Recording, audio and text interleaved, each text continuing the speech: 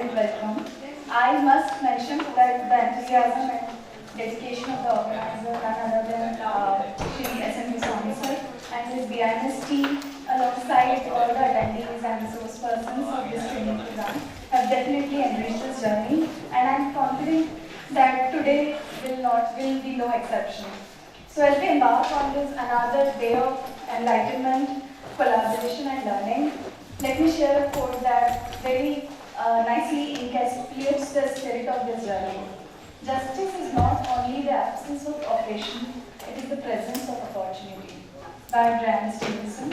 I believe these words echo the importance of our collective efforts to promote justice, a sentiment that resonates perfectly with our distinguished guest today. Ladies and gentlemen, it's my distinct pleasure and honor to introduce our guest for today, Justice Geeta Mittal ma'am. Her illustrious career is a testament to the transformative power of the legal profession in shaping a more just and equitable society. A trailblazer in the field of law, she served as the Chief Justice of the Jammu and Kashmir High Court. Justice Mittal's contribution extend far beyond her role as a judge. Her commitment to administrative and judicial reforms has left an indelible mark on the legal landscape. During her tenure, Justice Mittal played pivotal roles in numerous administrative and judicial committees, including Delhi High Court's Mediation and Conciliation Center. Her dedication to justice extends to addressing crucial issues such as sexual harassment, working conditions, the performance assessment of judges in subordinate courts, and judicial training. Her judgments at the Delhi High Court, particularly concerning the conditions of service and recruitment in military and paramilitary forces in India, reflect a profound understanding of the complexities within the legal system. In acknowledgement of her tireless dedication, Justice Mittal has been restored with prestigious awards, such as the Nari Shakti Purashkar by the Women and Child Development Ministry and the Justice P.N. Bhagwati Award. Notably, she is the esteemed recipient of the International Mediation Gold Medal Award, a recognition that echoes globally of her impact in the field of mediation. Beyond her courtrooms and awards, Justice Mittal's commitment to social justice is exemplified in her efforts to provide a safe space for vulnerable witnesses, particularly children testifying in sexual offences cases. Her legacy is woven with threads of compassion and an unwavering dedication to crafting a legal system that serves all with equity. In 2021, ma'am led a committee that submitted 3 reports before the Supreme Court addressing the complexities surrounding the Manipur violence, which also showcase her continued commitment to addressing critical issues in our society. Her wealth of experience, dedication to justice, and global impact to mediation are invaluable gifts she shares with us today. Ladies and gentlemen, it is our distinct honor to have Justice Geeta Mittal ma'am with us today. Please join me in extending her a heartfelt welcome.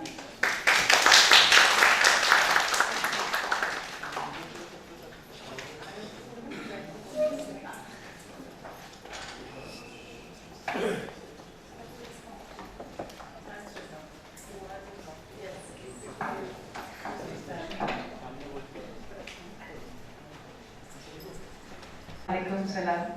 Namaskar, Sat Sri Akal. A very good day to all of you. Very inclusive greetings, are these? You know, they are not restricted by time of the day or the place where you are. You know, if we are having an international conference, I would be saying good morning somewhere, good evening somewhere, good night somewhere, depending on which part of the world you were in. But all the greetings which I have taken, Assalamu alaikum salam, Namaskar, Sat Sri Akal, good day, are universal and inclusive. And that is our ethos, the ethos of South Asia, multilingual, multicultural, multi-traditional, but inclusive. We live together, we share together a spirit of community and harmony. And that is what I am going to talk to you about, community mediation today. Asha asked me if I'd like to, I asked if I should have to stand and speak. I said, 2 hours of standing, only lawyers can do. I stopped being a lawyer 20 years ago. I practiced law just like all of you for 23 years. I was a lawyer in Delhi, and then I went to the bench in 2004. I was a judge for 18 years, and I forgot how to stand for 2 hours. As lawyers, you're used to running between courts and standing before courts. So it's so heartening to be here in Bangladesh. I'm so grateful to Mr. Goswami and BIMS for giving me this opportunity. All the team members of BIMS, I must congratulate them right at the outset for the wonderful effort that they have made in promoting mediation in such a big way in Bangladesh. I have not seen so much enthusiasm and activity in India. I've done more trainings for you people in Bangladesh with judges and now with lawyers than I've had chance to do in Delhi.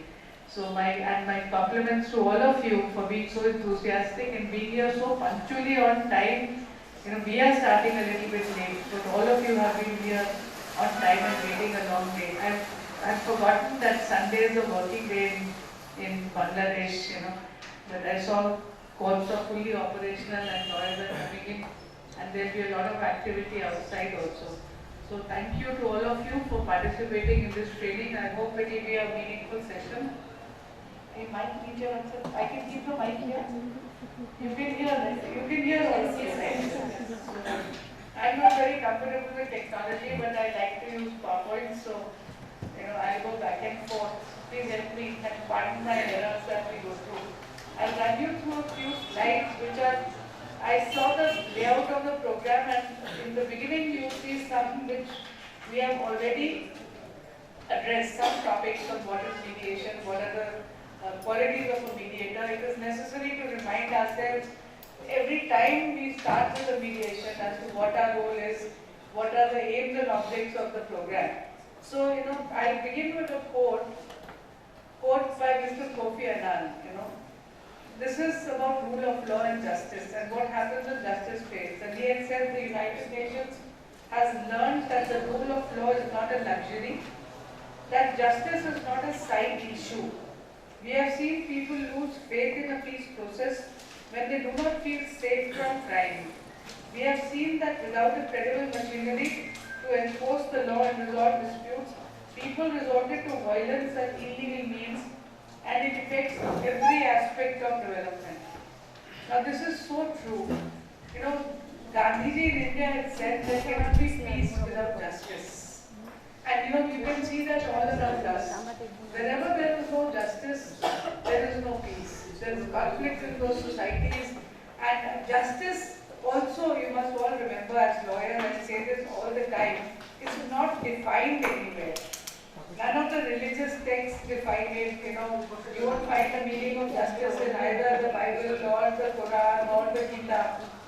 Justice is not defined by any constitution. It is not defined by any statute. Justice is something we perceive as a society which is equal, which is non-discriminatory, where there is brotherhood, fraternity, where there is tolerance. And what is justice to me is injustice to the other side. So invariably, when you win a case, the party which wins says justice has been done, the party which loses says injustice has been done. So it is a perception in our mind, it's a sense of, it's a feeling of equality, it's a desire to ensure equanimity, peace in the community. So justice has several, it's all right. Thank you.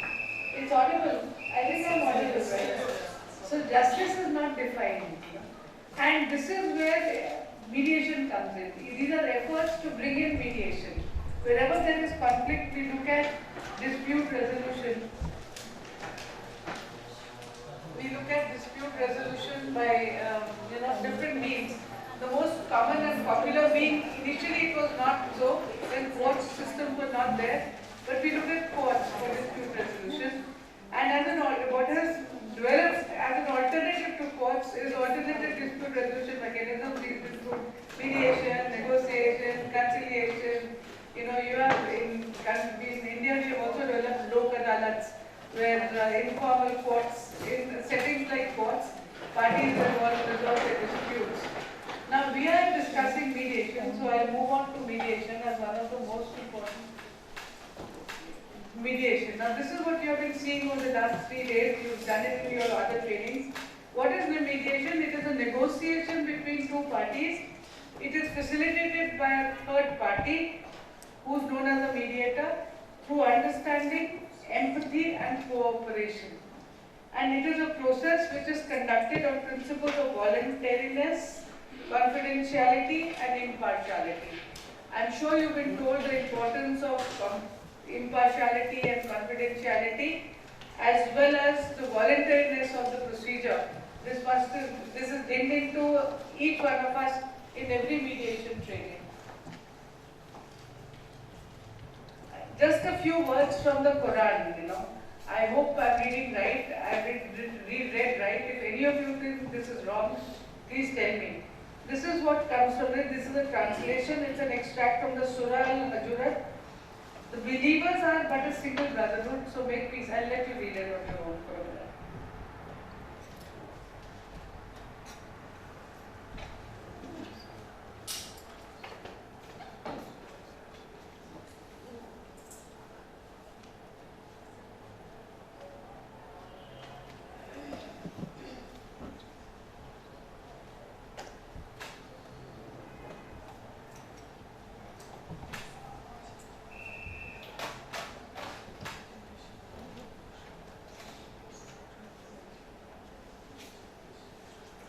ADR process in Islam, there are several.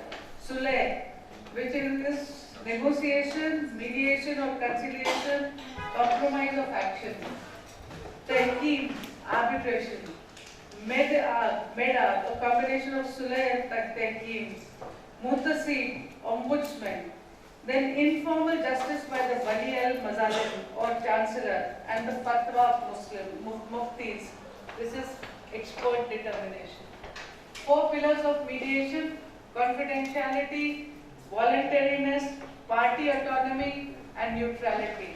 This is something which I think, this is a story, you don't need to read it, I'll tell it in 4 sentences. King Solomon is known for his sense of justice. 2 women were fighting over a child, each one claiming, you know the story I think. All of you know it? Yes. Okay. Yesterday, okay. So I'll skip over my story. The disadvantages of litigation also you heard, but I'll reiterate it. Poor judge population ratio. We judges get berated for the delays. Litigation is protracted and costs impede access to the poor, marginalized, women, disabled, etc. Judicial attitude towards mediation. Judges are trained in deciding disputes. So there is a normal resentment and opposition to the process of mediation and encouraging parties to go to mediation. And the second reason, which is more important, is the ignorance of judges about mediation. So Mr. Goswami has been working very hard at improving the knowledge levels and removing the ignorance of the judges in Bangladesh. And I hope you've succeeded in your endeavors.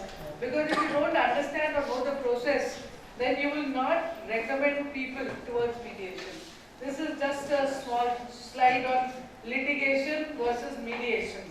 Look at what happens when you're in court, the crowds, the numbers, and what happens in mediation. You get individual attention. Who is a mediator? A skilled expert, understands communication and dialogue, neutral and impartial, facilitates conflicting parties through a structured process of communication, most important, communication, negotiation, and finally a compromise. This is what a mediator does. 2 parties at each other, there is the mediator, the small figure in the middle. Now, types of mediation. I am reaching where my discussion with you is supposed to be. Institutional mediation. Can anybody tell me what is institutional mediation without looking at the slide? I put it up first. Institution here, this is institutional mediation is something that BIMS is doing, that BRAC is doing in Bangladesh. There are so many other mediation centers, private mediation centers, then court annex mediation. Now Supreme Court has set up a mediation center for you people, that's court annex mediation. Ad hoc mediation. Two parties, A and B, decide that C or D will be the mediator and will mediate. That is ad hoc mediation. And then we come to community mediation. In community mediation, community leaders help the parties negotiate and go through the mediation process. They are conscious of the language, the traditions, the community aspirations and the desires and the values, and they facilitate settlement within the community. You could be using NGOs for that, non-governmental organizations. You could be using a village elder or a community elder, or you could have formal centers as you have in Singapore, which I'll come to. Community mediation therefore involves conflicts which normally will not reach the court because you will try to sort them out within the community. Conflicts which are at a very early stage of the conflict. Conflicts that have entered the legal system but can still be resolved within the community through mediation. And conflicts involving communities or groups within the communities. Suppose two resident welfare organizations are set up in a colony and they both start fighting as to who will maintain a park. Now, can the court ever decide this? Will it ever be decided in a court? So here, conflicts involving communities or two local groups, social groups, have to be resolved through community leaders. This is just an essence. Now, what is the essence of community mediation? It is not to assign blame or declare winners and losers, but it is unearthing what you do in the other mediation process. Identifying underlying interests, needs and concerns of the parties, developing communication. The most important aspect of mediation is encouraging parties being able to initiate communication between the parties. Then seeking mutually agreeable solutions which come from the parties themselves. You know, there's some give, some take, and you arrive at, or both may take, and you arrive at a mutually acceptable solution. So community dispute resolution can support effective management of disputes and attempt to rebuild fractured interpersonal relationships. I always have said, whenever I've done mediation or mediation training, you may not resolve the dispute, you may not reach a resolution or an agreement, but when parties enter a mediator's room, they are not willing to see each other's face. They will not shake hands, they will not even wish each other, they will sit at an arm's length. But a good mediator is able to start the dialogue and the conversation. And even if they say, no, I don't want what you want to give, I don't agree with what you're saying, the other side says. But when they leave the room, they will shake hands. We agree to disagree. It is from mediation settlements which have not been arrived at that the expression agree to disagree emanates. So when you meet in the community, you know, at least you will wish each other, you will say Assalamu alaikum, salam to each other before you enter the courtroom. You know, you are going to fight each other like lawyers do. You know, there is no other profession where you are willing to cut the other person's head off in the court. But as you leave the court, you shake hands and go to the lawyer's canteen and have tea or coffee together. There is no other profession. So types of community mediation, these are divided by urban and rural. You know, the experience will be different. For instance, urban example of a good urban level community mediation comes from Singapore, and rural community level comes from Bangladesh, Nepal, Sri Lanka, India, you know, where we are rooted in ethos and values, and issues will be different. In urban, people will be fighting over parking of a car. In the rural setup, it may be over the boundary of your field, it may be over a water dispute, who's to extract more water from the tube well, it may relate to marriage. Now, here's the slide on mediation laws. I would like to say a few words. Which are the mediation laws in Bangladesh, you know. The first one we come across is the Code of Civil Procedure, Section 89A. India and Bangladesh share common boundaries here. Here also Section 89 of the Code of Civil Procedure, and here also Section 89A.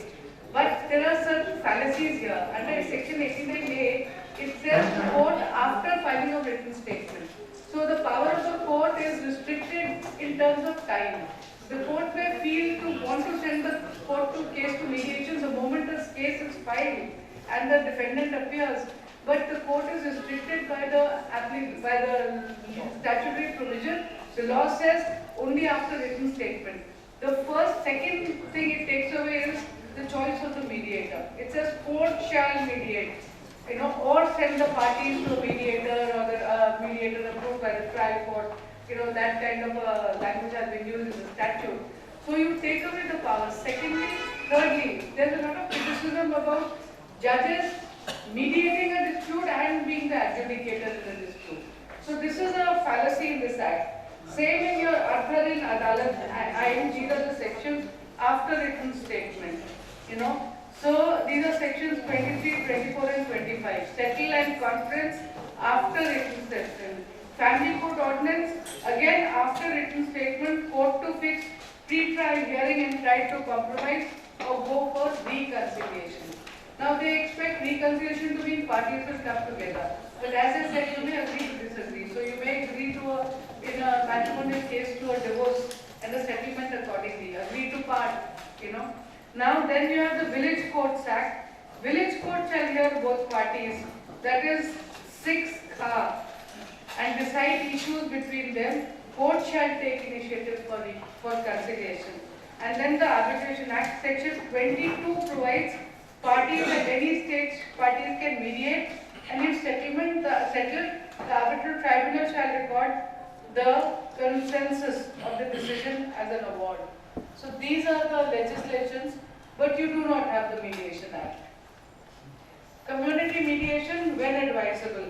Interpersonal disputes, diverse aspects of community life, neighborhood conflicts, very important. If you go to court, you have to live again with each other. I had a case in court, a criminal case which led to a murder. The person, now you have flat systems. Every floor in a plot of land is owned by a different person. The lady on the first floor used to wash her balcony and let the water fall on the ground floor. So they were very upset. And this led to a murder. And the case came in a criminal case before me, in a criminal appeal after a conviction. And I said, even if the man goes to jail, but the two families have to live together. One person has lost a member, the ground floor person somebody lost their life, the first floor, the man is in jail. But these families are still living above each other. Can you imagine living together with so much animosity? So I had made efforts to have them mediate with each other to at least resolve the civil dispute and bring peace. So these are kind of disputes which can be resolved in community mediation. Workplace issues.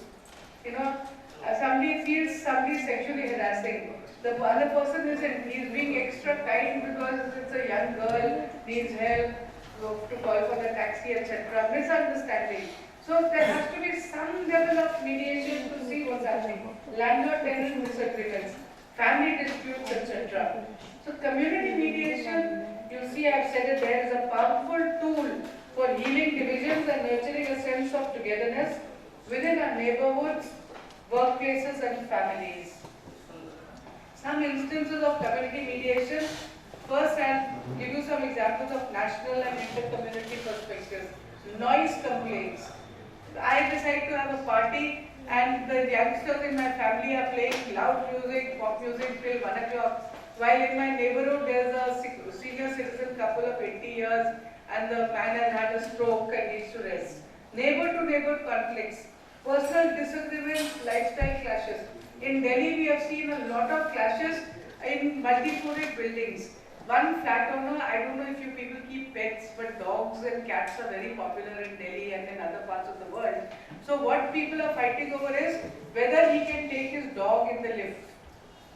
There are people, there are people who don't like dogs and they object to the dog being brought into the lift. This is resulting in wars, absolutely. Property boundary disputes, disagreements over whether boundary should be fences or encroachments. Parking issues. As urban populations grow, more units are built up, there's no place for parking. Community beautification disagreements. Should we have a fountain or should we have a rockery, or should we plant trees, pet-related conflicts, dispute over noisy and unrestrained pets. This dog barks too much. Or you have taken him for a walk and he has eased himself outside my gate, So these are disagreements over common spaces. You can't park your car here. My children play cricket here. Cultural or religious and celebrations. Conflicts related to the celebration of cultural and religious events. You can't take a procession. Or how can you use a mic to call the azan at 3 in the morning or 12 in the night, This is also a very big issue in a lot of inter-religion communities. Some international perspectives. Inter-community conflicts, disputes between communities or ethnic groups, refugee and migrant disputes, these are very big. Conflicts within refugee or migrant communities, there will be a lot of fighting for space, whether it be financial space, whether it be physical space. Refugees have left their homes, left their countries, are relocated in another country and are struggling to eke out a living for themselves. So there will be a lot of disputes there. Then cross-border environmental disputes. You are taking away all the water. You have put a dam on the river, you stop the water to create electricity, and then you release it suddenly so that we have flooding. We have a lot of that on our river Brahmaputra. There's a huge fight all the time. Then on the western side, we have disputes because, Pakistan feels India is taking away a lot of the water, and the rivers flow from, rivers have no boundaries, they flow from one country into another. So, which country is taking away what? I don't think India and Bangladesh has any. There is? So this, maybe one of you will be a mediator at an international level and resolve. All these require a spirit of sacrifice. So once we people realize, that the world is one, which is the Indian government is trying to promote, the world is one family, we will be able to live together and be better. Mr. Goswami has realized that. He's got Mandeep from Tanzania, he's got myself, Tanushree, Mr. Victor, Asha, and Apurva, and so many others from all over the world to meet all of you and work with you. Then global cultural and religious tensions. This we know exist all the time. Then post-conflict resolution. We had a war, Bangladesh and Pakistan, partition, getting together, resolving, feeling, okay, this is where agree to disagree comes in. Indigenous and minority rights. Here, whichever community is in minority feels that they are in minority and the majority is trying to suppress them all the time. Then trans-boundary water disputes, you know about that. Then some mediation legislations, which are the countries, Madeline, we were discussing, these are the legislations. The first mediation act was in Malta in 2004. The second came to Nepal. You'll be amazed to see how progressive Nepal has been, even on community mediation. When I come to Nepal, for instance, their act is of 2011. Then the Malaysian Act came in 2012. Hong Kong enacted a mediation ordinance in 2013, Ireland in 2017, Singapore got a law only in 2017. Even though the Singapore International Mediation Center is considered the best in the world, but there's legislation of 2017. But you heard about the Singapore Convention only yesterday.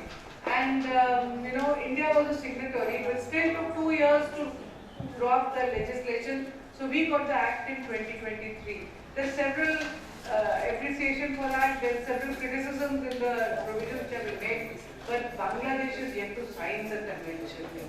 So, Mr. Goswami, I think you should get a written 5 minutes if it's maintainable. I have my doubts. They're just seeking that we sign the convention. This is what I have seen, that these are the few vacuums in the legislations, which exist, which have to be addressed.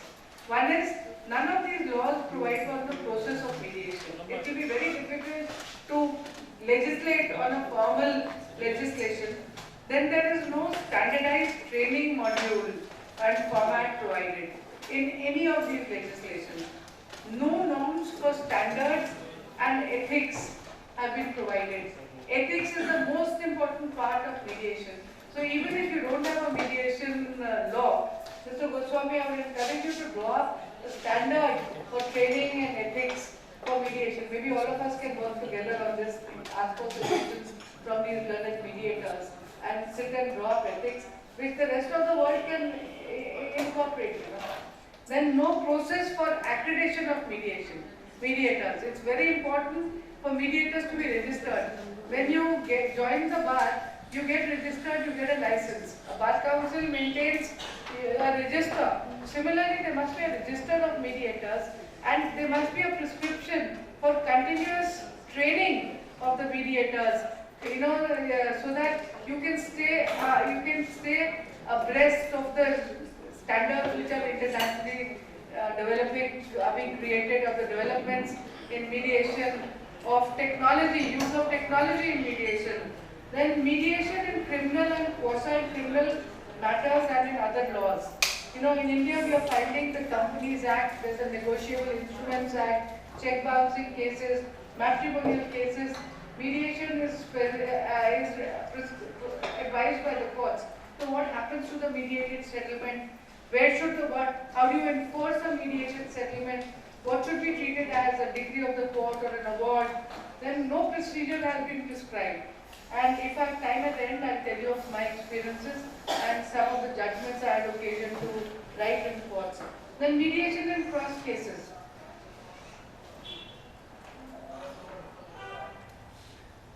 Mediation in cross cases, disputes between company directors, and civil disputes, criminal cases and family matters. When somebody sues for divorce and the wife files a case in a criminal court that the husband is guilty of beating her, assaulting her. In India, we have a section 498A. It also began as a dowry-related case, but has been used by wives to complain against violence which women face in the marriage. And civil disputes and criminal cases. I had a case where a sister had made an allegation that the brother had commissioned killers, hired killers, and to murder her husband. And she was standing with the husband, they were getting into their car when two or three killers came on a bike and they shot the husband dead. And she said the complaint was, the motive was father's property. And he had killed the husband to force her into a settlement and give up a claim in a father's property. The man was convicted, the trial court found him guilty of murder, convicted to life sentence. So when this, appeals were filed by all the convicted people. So I had 4 appeals in my court by the convicted people. The sister filed a complaint for enhancing the sentence from life sentence to death penalty. And the state also filed an appeal seeking enhancement of the punishment. The prosecution also filed a case. Every time this case was called out, there used to be so much tension in my courtroom. It used to be impossible. We used to be very reluctant. I was presiding over a division bench. We were 2 judges. And my bench partner always used to say that this case, whenever it comes, I get so much tension, because of the animosity. The man used to be produced from the jail. He would come in jail clothes, in handcuffs. The sister would be there with her full family, her 2 sons, etc. And in this case, when I found out that there was civil litigation also for partition of the father's property, I spent a lot of time with the complainant's family, as if I was hearing the case, asking her about what the grievance was, what the property was.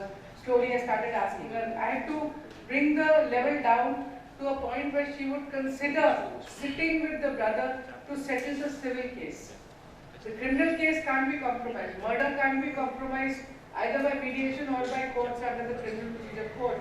But the civil dispute regarding partition of property could be resolved.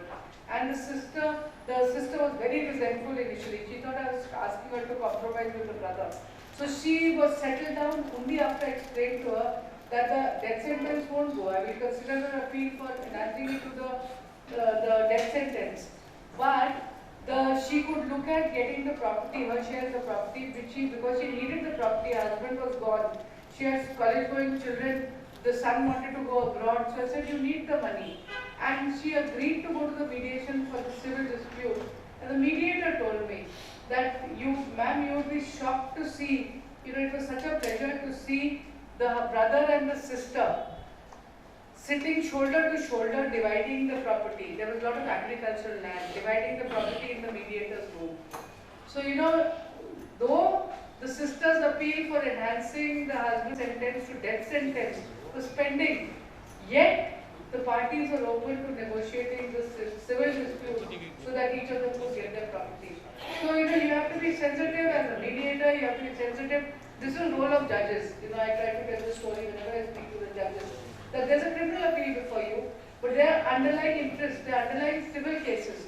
So you can see whether this can be negotiated into a settlement. Then mediation before other forums, tribunal recording of statements, and I've already mentioned methods of enforcement of a negotiated settlement. Mediation process in Singapore, most Asian cultures we know have a history of practicing mediation, often relying on respected elders and mediators. The mediation came to Singapore in the 1990s. They emulated the Western model. Mediation has grown in a big way in certain states in the United States of America. Even in the US, it's not across all states. California is very strong on mediation. In Central America, USA has some states where it's very, very, very popular. Eastern side, there are some states, but not across. But Singapore was able to copy these. This is Singapore courts institutionalized the process while launching court annex mediation 94. Success is attributable only to the efforts of the judiciary in supporting the process.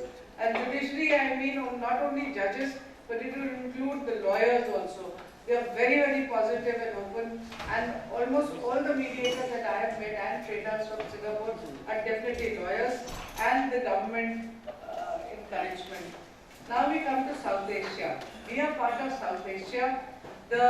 What is very important is we have very strong family values, and families are close-knit, and there is a very strong sense of shared identity. We are very possessive about our community values, about our traditions and culture. Now there are 8 countries which are part of this rich and diverse culture, which include Afghanistan. They are in alphabetical order. Afghanistan, Bangladesh, Bhutan, India, Maldives, Nepal, Pakistan and Sri Lanka. And I put these names out because you immediately see the sense of strong values, community values, and the spirit of oneness that we share. Some important features, I've said, emphasis on community, importance of families, extended families also. In India, we have the joint family system. I think there are several families in Bangladesh also where you practice the same way. We don't abandon our elders to home for the old. Now, though it's becoming more and more, rampant, then there's a pride in our cultural heritage, which gets reflected during our festivals and celebrations. Inclusive religious diversity, encompassing Hinduism, Islam, Buddhism, Jainism, and Sikhism. As I pointed out from our greeting, Assalamu alaikum salam, Namaskar, you have Sat Sri Akal, Sikhism. So, Jainism and Sufism. In Ladakh, they say Jule. I learned even Assalamu alaikum salam from living in Kashmir for 2 years. I was appointed as the chief justice there. Rich artistic and literacy traditions. Now we come to discussing the practice of community mediation in South Asia. Let's begin with Bangladesh. So you must all be knowing about the Shalish. Do you know about the Shalish system? So the informal mediation, which is ancient in rural areas of Bangladesh, in the form of Shalish. It was the prime mechanism of deciding all disputes in Bangladesh, in rural Bangladesh. If anybody is taking a picture and wants me to hold the slide, please tell me, I'll make it. Now, what was the Shalish? Village elders and elite of the villages conducted Shalish in resolving the disputes by assisting the disputants to reach a mutual agreement. The villagers had a strong faith in the justice system because it was amicable, it was time and cost effective, it was efficient, and most important, it was very easily accessible. You only had to go to the village elders. You didn't have to pay court fee, you didn't have to pay lawyers' fees, you didn't have to find a first appropriate lawyer, go to the court, etc. Then over time, the authority to conduct Shalish was transferred to government bodies as the Union Parishad.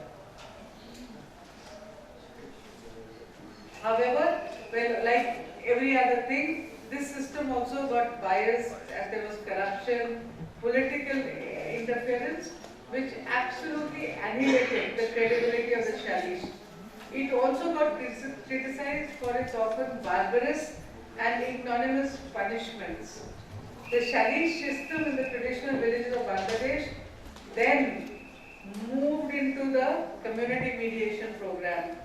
Now, this Madaripur Legal Aid Association reshaped the Shalish model and initiated in 1983 the Madaripur model of mediation. Where is Madaripur?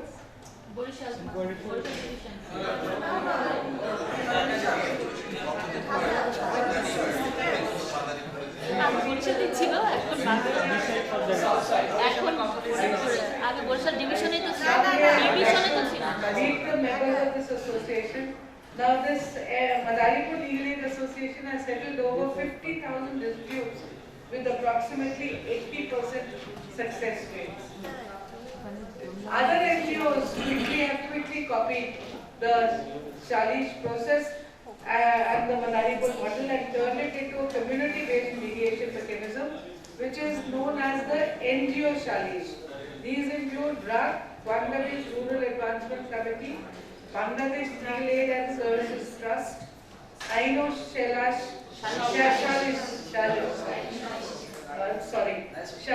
Kendra, and the Bachte Sekha, as well as the Nagrik Udyog. This has provided the most effective, transparent, and well-organized system, much more than the traditional Shalish. But this is not the end. Community mediation in Bangladesh has been further restructured.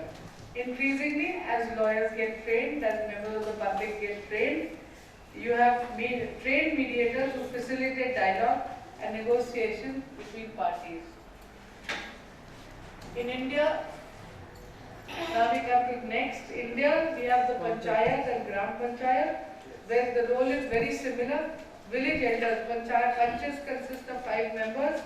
Role is deeply entwined with the authoritative position in the community, same as the village elders and the Shalish. Nepal. Now this is very significant, They developed village development committees, and it is part of a legislation of 1999 and is also included in the Constitution of Nepal in 2015. In addition, there is a very good module which was developed as known as the Tamang Heritage Trail, which is a community-led initiative and involves local mediation efforts to resolve conflicts related to tourism and development, as well as environmental conservation, aiding preservation of cultural heritage, and it has contributed in a large way to ensuring sustainable development. So important today. So very, very important. I also have a film, I am told there's an audio problem on this. Can we'll be able to, I'm trying to, there are 3 films which I have on community development which will help you understand what you can do. I hope we can access it.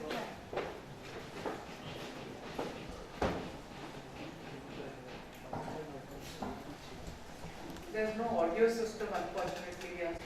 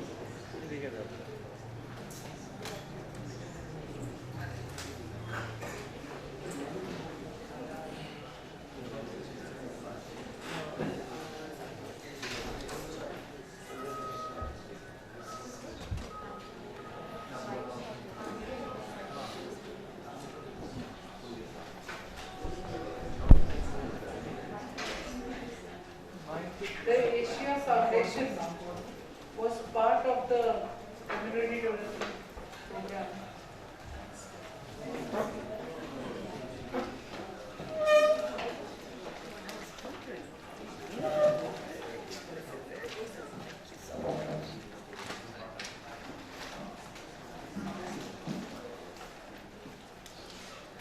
Volume needs to be up.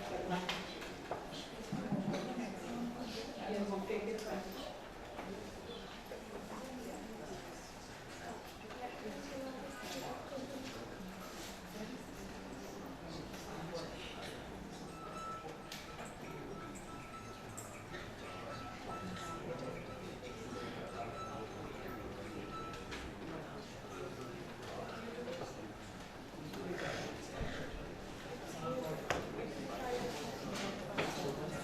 There are subtitles. Would you people be happy with the subtitles? Huh?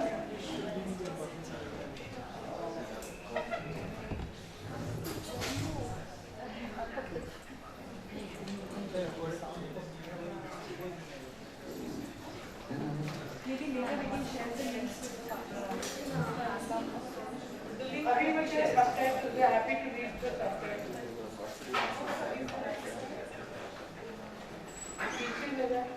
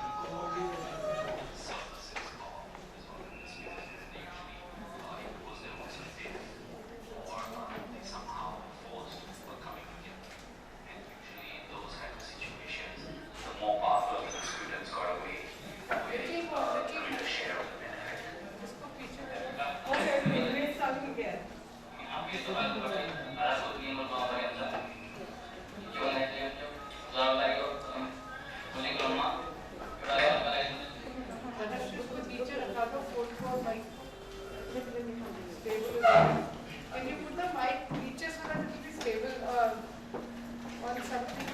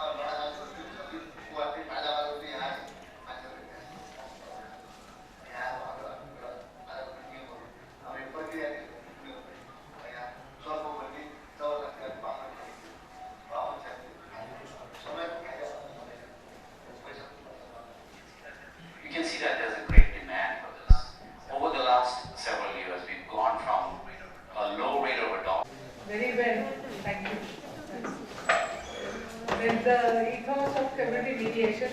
We'll all agree that the community mediation promoted restorative justice. It allows parties to heal from past hurts. It rebuilds relationships. You saw that in both the karaoke instance and the plants and Churak. Enables moving forward with the renewed trust and understanding. It fosters a sense of community cohesion. The benefits run into 3 slides, so there's a lot of them. Strengthens bonds that tie people together, very, very important. It creates a cohesive and harmonious society. I think this is a repeat. Empowers individuals, equipping them with skills and confidence to navigate future conflicts peacefully and constructively. Very important. You know, people develop a sense that even if there's a dispute with any person or any authority, you can develop it, resolve it through peaceful measures. It instills a sense of agency. You feel as if you own the outcome, empowering individuals to take ownership of their problems and seek amicable solutions. Then the impact is definitely beyond resolution of conflicts. In the community itself, there will be peace. It paves the way for long-term societal benefits. It reduces the burden of the legal system, very important. Contributes to a more peaceful and inclusive society. Enhances social cohesion and trust among members. And it saves time, money and resources for both the individuals and the community. Now I am sure the disputes which were brought on the screen, none of these you would like to file cases on. Would you like to file a case on the Churak? You know, what will your claimant say? And what will be the decree that you will pray for? The man will say, issue a mandatory injunction asking her to remove the Churak, you know. So similar were the other disputes. The interesting case from Nepal, you know, one person's trees were overgrown. So you have no control over how much and which way the tree will grow. And the tree had grown so much that the branches were shadowing the other person's land. So his land got no sunlight because of the neighbor's trees. Now what could he go to the court for, you know?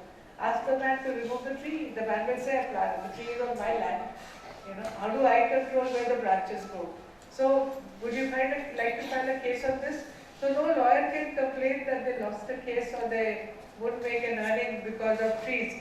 So these are disputes which are very important and significantly which can only be resolved through community mediation.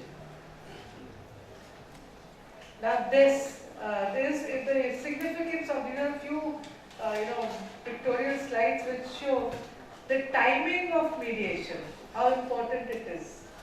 You know, when you should go to court. Or when you should go seek help from a community mediator. I may be too late. They have already dropped their swords. This is the mediator standing there. Then you see, this is in a mediation room. Here, Jameson, the mediator, uses his last remaining negotiating tool in an effort to break the stalemate. One party is willing to throw rocks, the other is looking for paper, and the third is looking for scissors to cut up the paper on the other side. Sorry, this is the one. Then the third, how did disputes get resolved in the good old days? When duels were the only form, all you could do was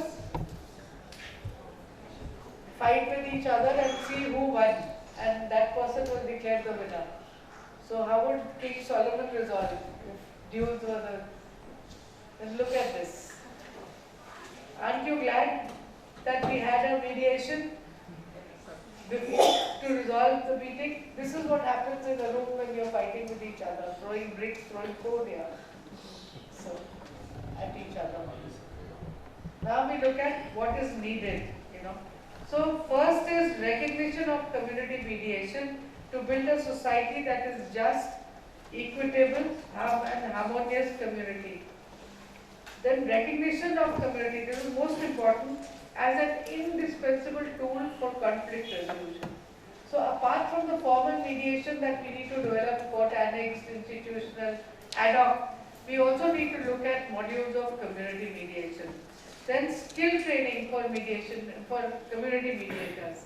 Skills will be different because you will be dealing with groups, with the nature of disputes is such that you will need additional tools in addition to the tools and skills in which you have been trained. And the last is establishing community mediation centers to ensure inclusive access to justice. Then such centers are accessible, well equipped to handle a diverse range of disputes. So then expand inclusivity, you have to privilege women, disabled and other marginalized. Now we looked at Nepal, which had used Dalit, but they had used Dalit men only. In none of the community mediation centers or the instances that you saw, did you see a woman there? You didn't see any disabled. We also didn't see anybody from the LGBT community. We have to recognize that these people are an integral part of society.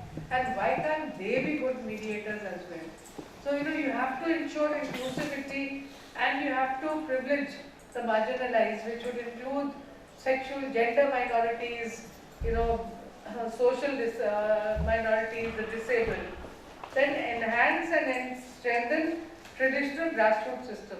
Your shalish, then panchayats in India, then village development committees in Nepal, and the mediation boards, of course, in Singapore. And governments at all levels must invest in strengthening and expanding community mediation initiatives. Then you have to raise awareness. Now people don't know that such systems exist. So whereas you are creating community mediation centers, at the same time you must take very proactive steps about the benefits of the community mediation. You must encourage its wider adoption and demonstrate the potential to transform conflict into cooperation. Conflict into cooperation is the ethos of community mediation.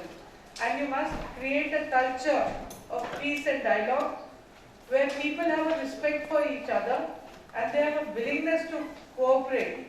So a community mediator, first of all, instills a sense of respect between the two disputants for each other and encourages them to get into a willingness to compromise. And this willingness to compromise and this respect for each other, agreement, willingness to communicate is actually the foundation of the interactions which the people must have. And just a few figures on why Bangladesh must look at community mediation centers. We have already seen the benefits. These are got from the internet and I've put out the sources. I hope the figures are correct. On the rule of law index, all the South Asian countries are very low. So far as Bangladesh is concerned, it is ranked at 127 out of 140 countries. China is at 95. India, after 75 years of independence, is at 79. Nepal is ranked at 69 and Pakistan is at 129. So we in Bangladesh really need to move ourselves even so far as South Asia is concerned. For civil justice, Bangladesh is ranking at 133 out of 142 nations. In criminal justice, at 123 out of 144 countries. So far as pendency in courts is concerned, over 3.9 million cases are pending. And the final disposal of some cases is taking up to 10 to 20 years, and there are cases which have gone on for even 60 years. The national backlog of cases grows by about 200,000 each year. That is the filings in each year. There are 1,900 lower court judges for approximately 170 million people. So the judge population ratio needs to be improved in a big way.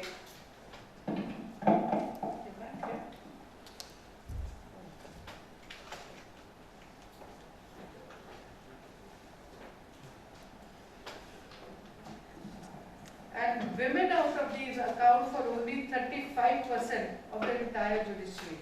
Now the international figure is that women form 50% of the population. So, and we are only 35% of the entire judiciary.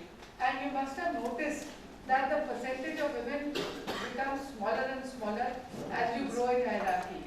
The subordinate court, when you have written examinations for the entry point, the women ratio will be very good. As and when the discretion goes in the selection process, discretion grows, lesser and lesser women. So the constitutional courts, the high courts and the Supreme Court will have minimal judges. I don't know if you've had a woman, no, you've had women Supreme Court judges, they're good friends of mine.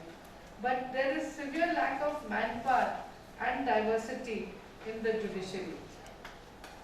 I just refer to the Sustainable Development Goals. I'm almost at the end of my presentation. Then we will look at some questions. Now, Goal 16. We all know what the Sustainable Development Goals are. These have been, promulgated and formulated by the United Nations General Assembly. It mandates promotion of peaceful and inclusive societies for sustainable development, provide access to justice for all, build effective, accountable and inclusive institutions at all levels. So far as marginalized people are, access to justice is very greatly impeded by several things. One of the biggest factors is ignorance of the law. Then lack of financial resources. Then social difficulties. Then reluctance and fear of judicial institutions. Then fear of ostracization by family. Woman wanting trouble by a abusive husband will be reluctant to go to seek judicial help or seek access to justice. Firstly, because she won't have the money, then she will know nothing about where to go, who to go to. Then also by the fact that a family will ostracize her. And then society certainly will not be appreciative of women seeking redressal. I know this is a largely the experience in India. Don't think it's very different in any of our communities. And so therefore, and the same goes for, people in deprived communities, in marginalized communities.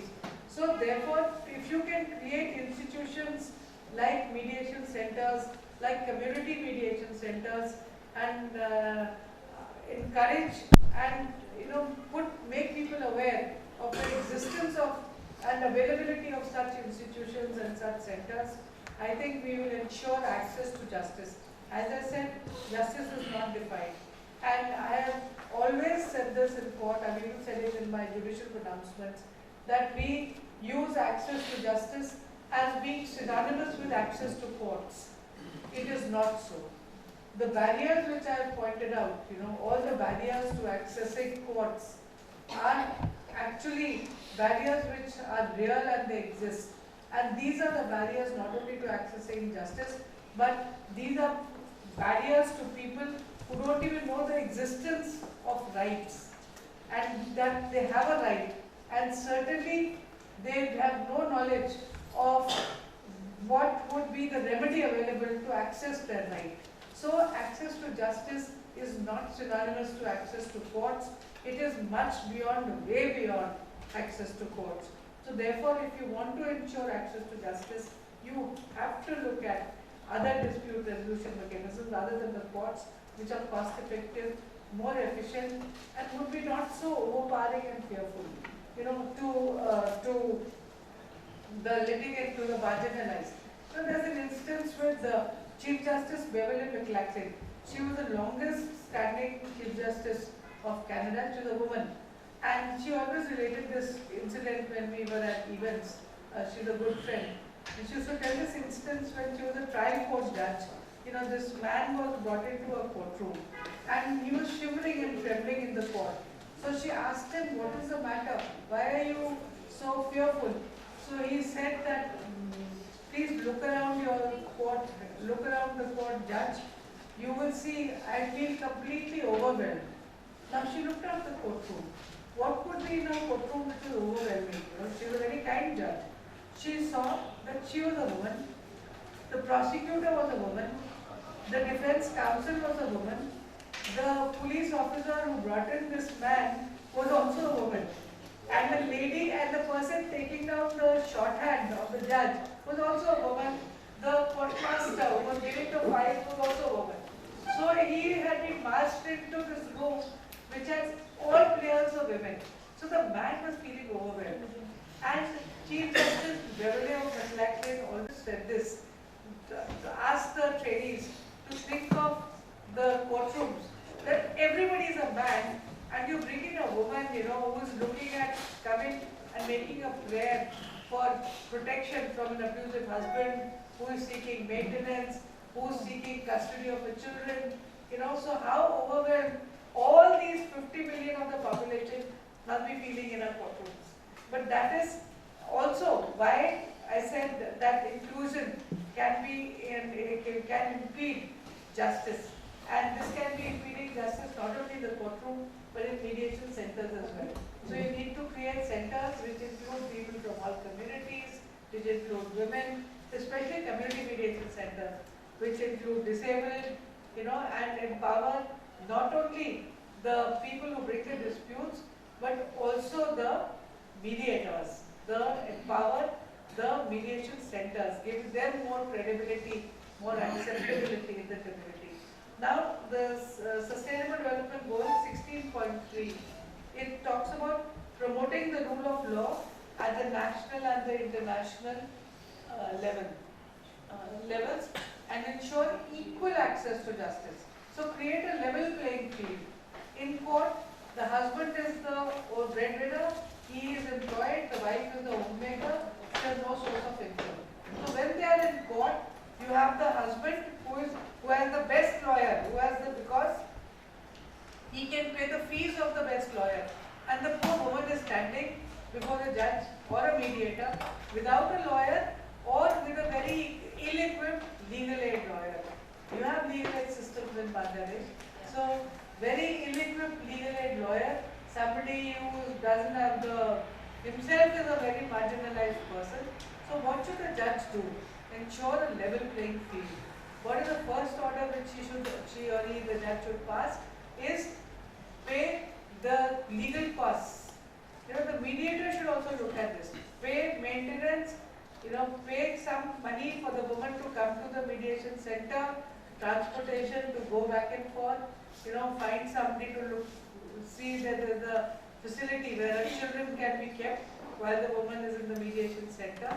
So create a level playing field that is ensuring equality in accessing the mediation centers and the courts.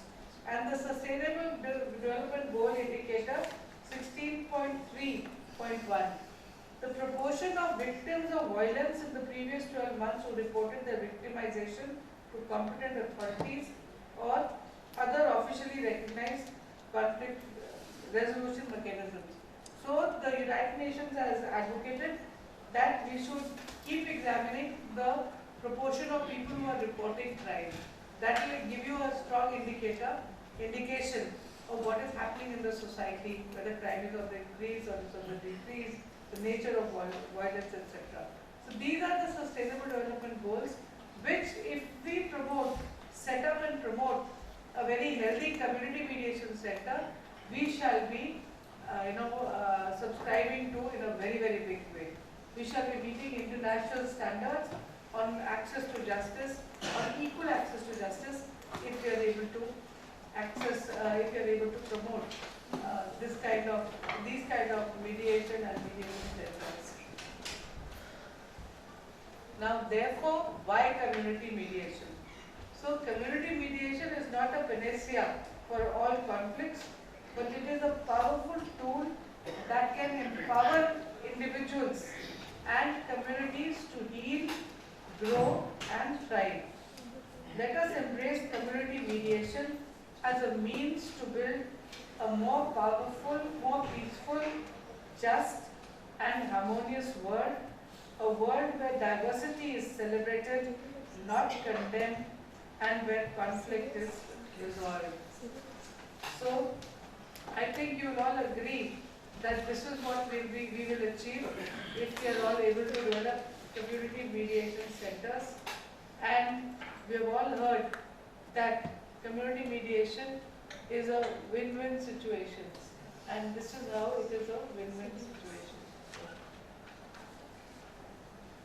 So, even if you agree to disagree, you still leave the mediator smiling. And you should agree to shake hands. On this there is no disagreement. You agree to shake hands with the party that you are disputing. So thank you very much and I wish you good luck in the mediation. শুধু designation গুলো দেয় শুধু designation তাও সব I hope some of us and all of us have had a good break right now and we may be ready for the next session. I'm Tanushree. I'm a policy consultant and a trade negotiator working with the Ministry of Commerce, Government of India. I'm currently specializing in trade negotiations in all the foreign trade, free trade agreements being negotiated by India. So I think over the last 2 or 3 days, we've had a lot of sessions on different types of alternate dispute resolution, mediation, why is mediation good. In the next few days, we'll also be talking about communication, about the criminal jurisprudence around mediation. But today's topic of mine, which is the vital role of lawyers in mediation, which is something I feel would be of particular interest to most of you, because I've been told that many of you here are lawyers today.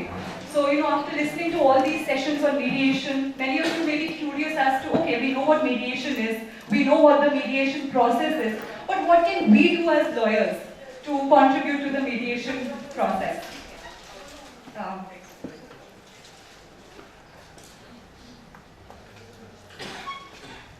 So I think many of us as lawyers, we're stuck in that adversarial mindset, where we feel that we are duty bound to fight for our clients' rights and needs. But when we take these disputes and conflicts to court, they often do away with any possibility of communication and of constructive collaboration. And it further accentuates the communication gap between parties. So, over the past few days, people have told you about why mediation is good and why litigation may not be the best option. So, can anybody tell me 1 or 2 reasons why you feel litigation may not be the best option for dispute resolution? Right. Cost effective. Time, finance, reputational damage. Most of the time, Yes. So there's some formatting issue. So the slide is being cut from the right side. Can something be done? Or maybe you can play it in not the full screen mode. Maybe this is fine then, because the slides will be cut. Or if the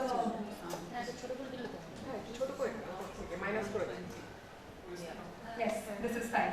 So we're seeing that with the growing burden and tendency of cases in courts, the immense resources in terms of time, in terms of finances which are committed, the reputational damage, the loss of relationships that happen in these court battles are really encouraging other collaborative processes like conciliation and mediation that people all over the world are taking to.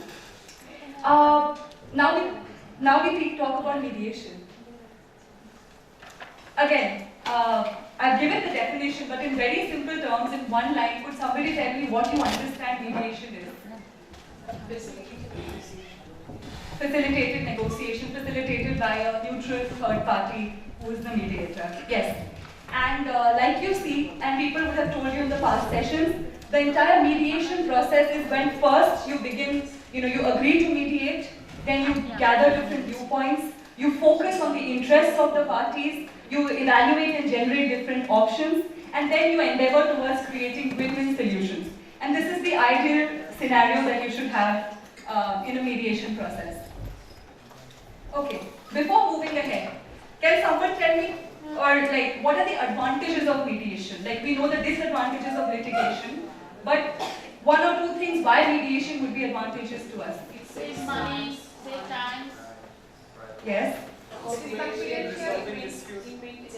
Faster, so time, money, preserves relationships, Mental satisfaction. satisfaction, yes. Peaceful situation, Restoring relationship.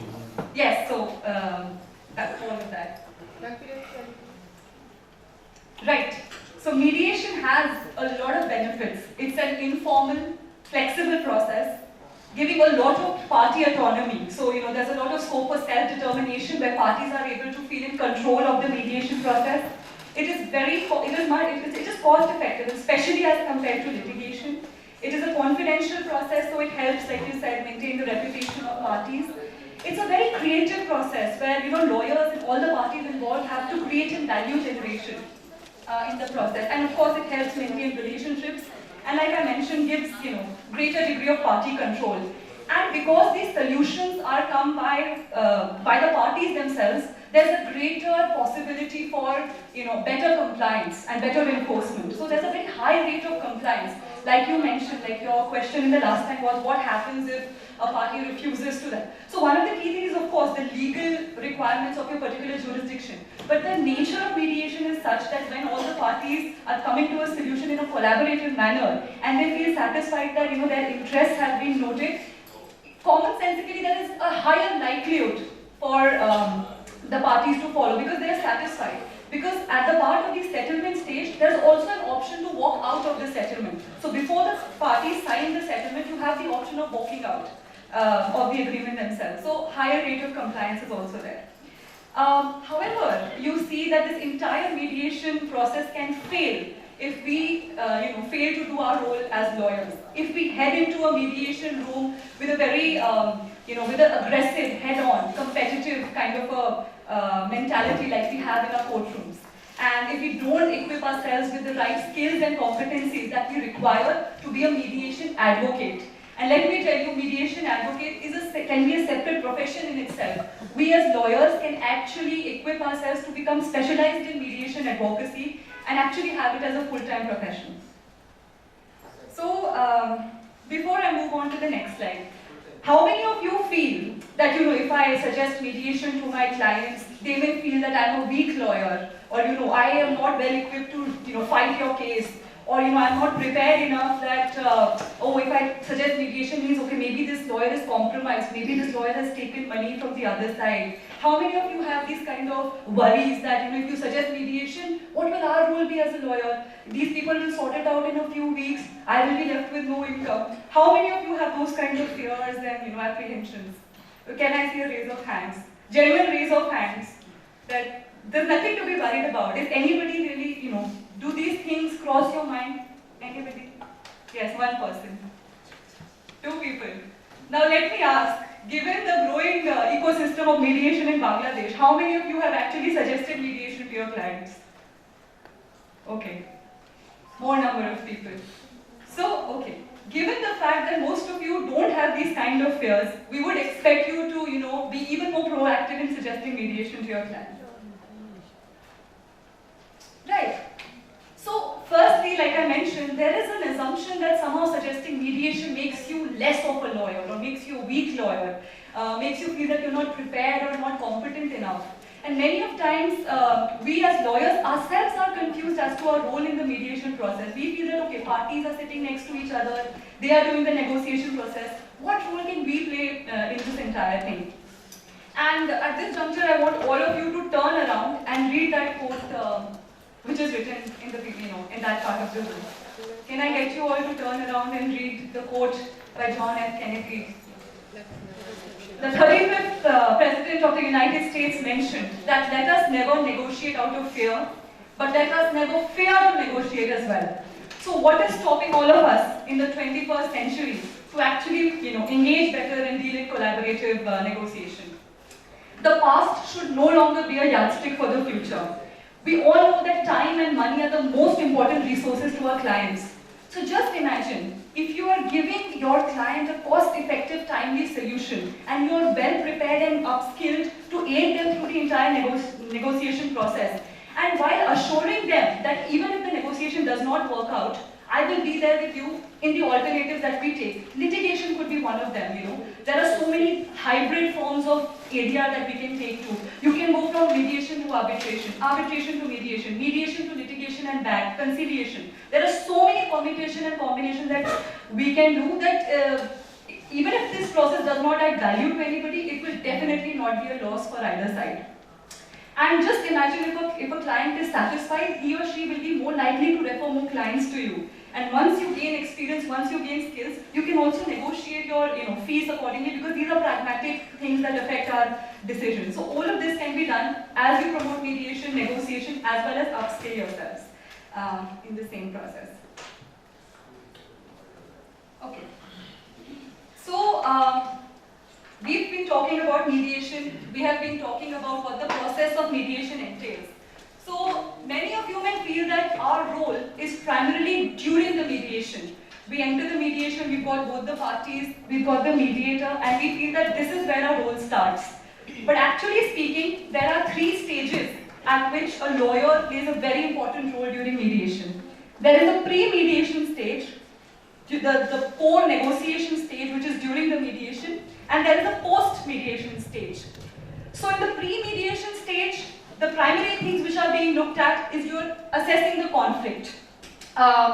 You are talking about the mediation process, you're explaining the process to your clients, you're setting the ground rules for the same. In the mediation is where you do the actual negotiations, you set the ground rules, you're defining the areas of contention, you're finding options, you're negotiating, you're getting to the agreement. And the post-mediation stage is when you're talking about the enforcement and the implementation of the agreement, as well as seeing that it is being proper and monitoring and evaluating that it's actually receiving the ends that it is supposed to.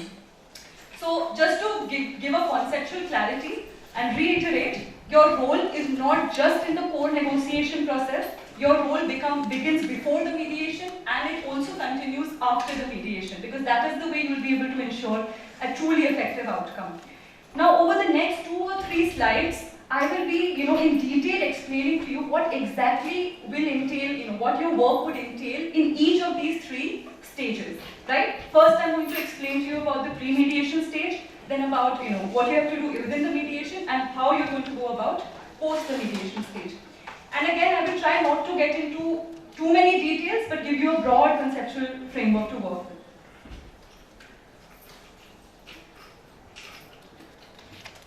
Right. So, one thing we all may agree to is that more or less most of the cases that we are facing may be suitable for negotiation or mediation at some point or the other.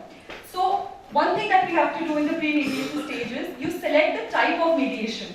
You may have been aware in the previous session that there are different types of mediations: facilitative, transformative, so on, evaluative, so on and so forth. And different kinds of issues will require you to choose a different form of mediation process, which will obviously also depend on what is most prevalent in your own jurisdiction.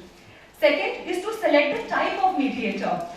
Do you want a generalist? Do you want a process specialist? Or do you want somebody with more domain knowledge? What kind of skills and experience you want your mediator to have? All of this has to be discussed with your clients and with the options available while selecting the mediator.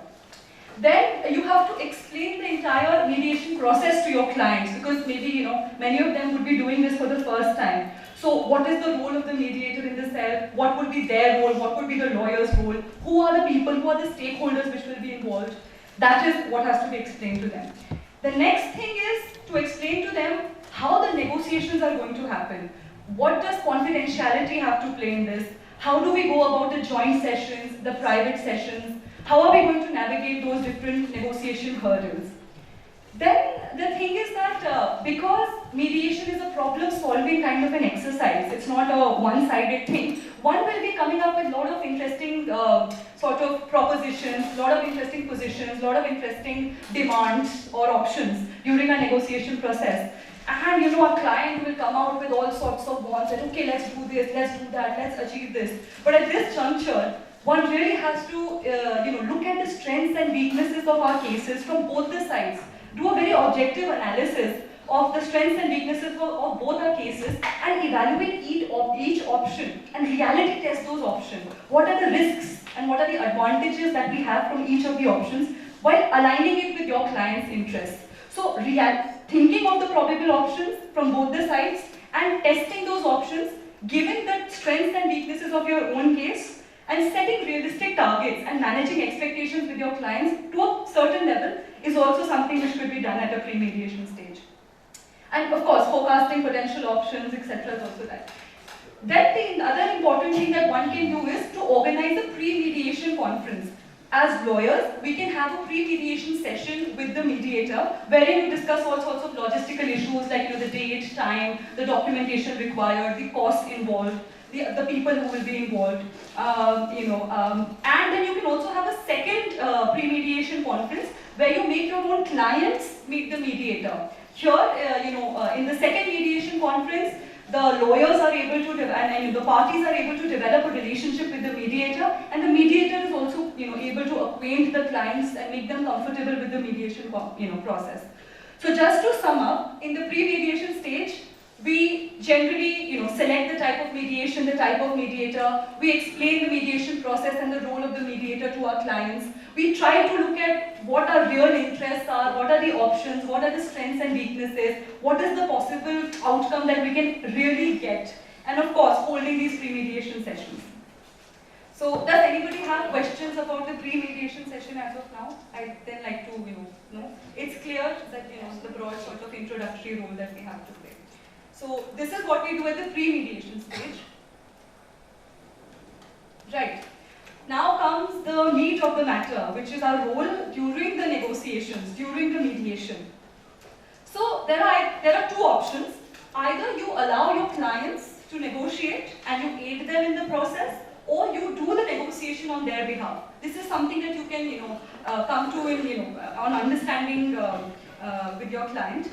And we see that the most important role that a lawyer can play is to make sure that the legal rights and needs of your clients are taken into account, understanding the legal aspects of all the proposals made. So there are a lot of proposals which will be flagged, there are a lot of things which will be proposed during the course of the mediation. So the lawyer has to be there to make sure that all the legal aspects of these proposals are understood by your clients. And what are the risks and gains that you can get from these proposals. And at the same time, with all your experience, you should help in formulating new proposals as well. So not just in rejecting, not just in sort of vetting the proposals, but also play an active role in forming these proposals.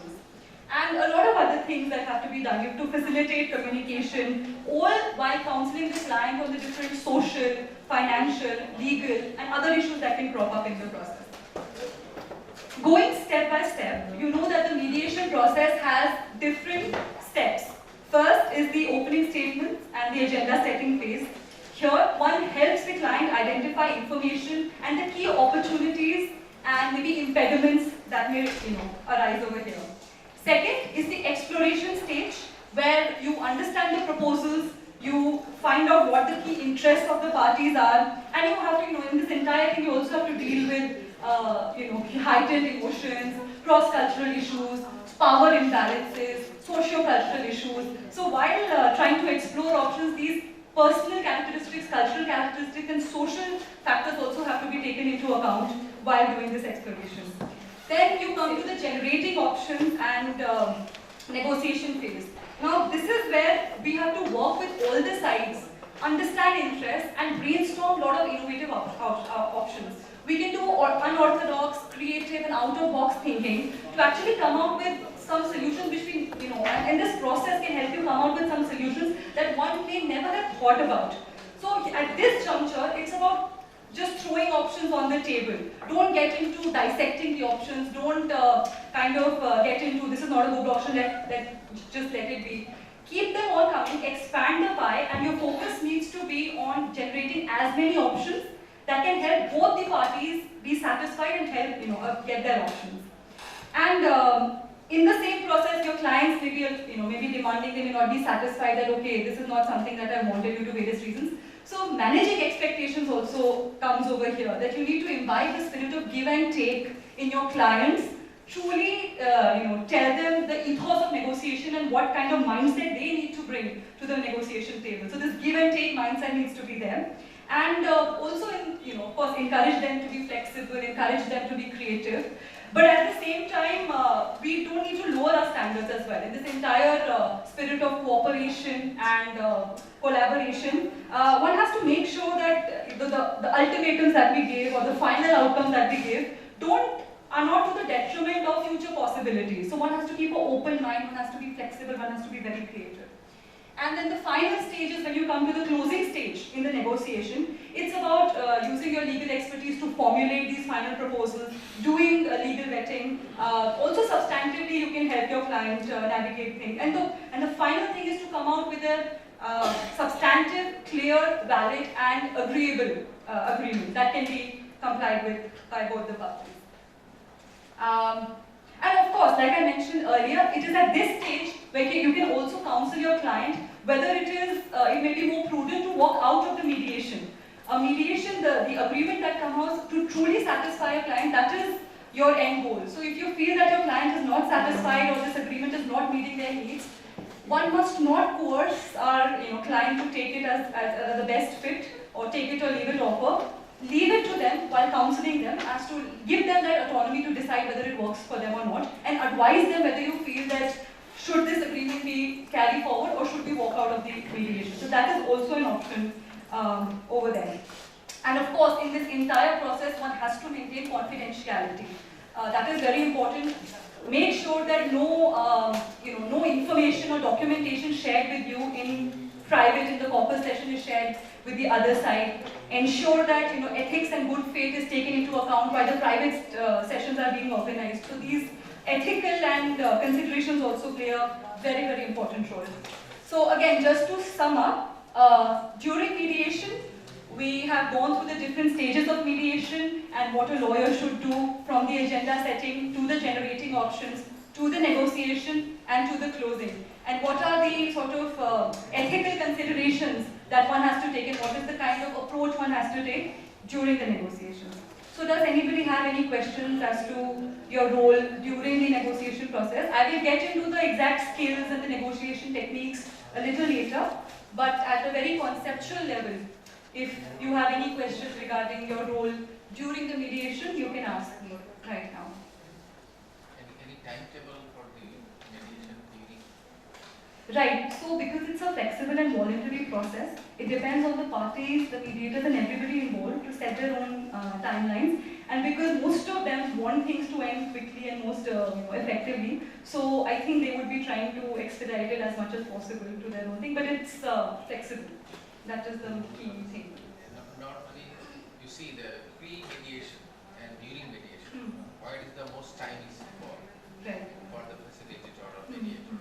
What is the experiences? So the thing is that usually pre-mediation is done only when the parties have agreed for mediation and have a tentative date in mind. So when they're like, okay, we have this issue, this is the date for the mediation, then we think, okay, 2 weeks before we'll have a pre-mediation and then we'll have the second pre-mediation. So first you decide the mediation and the tentative date for that, and then we decide on the thing and the same with the post-mediation. Yeah. Okay. Now the final stage of your role is what happens after the mediation.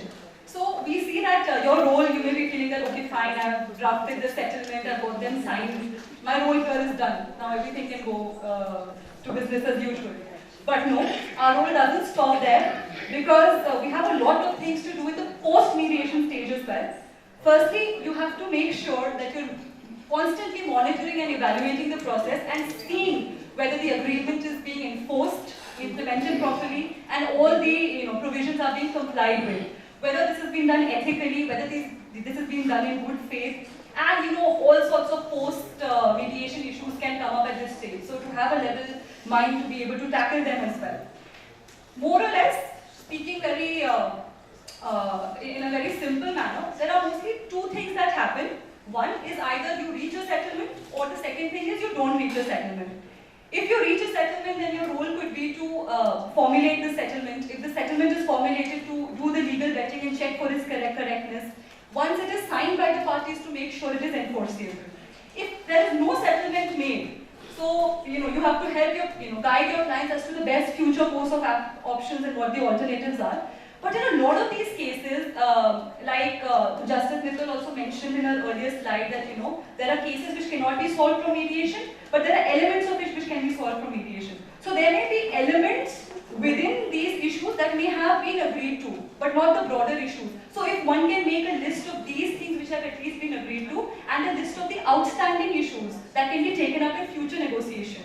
So doing this at least makes your client feel that, okay, not everything, but there's some good thing which has come out from this entire process. And also making sure you maintain your good relations with your counterpart, so the co-counsel, your counterparty, the relationship, so that that cordial, sort of friendly, amicable environment is maintained for future negotiations, even if this particular negotiation has failed.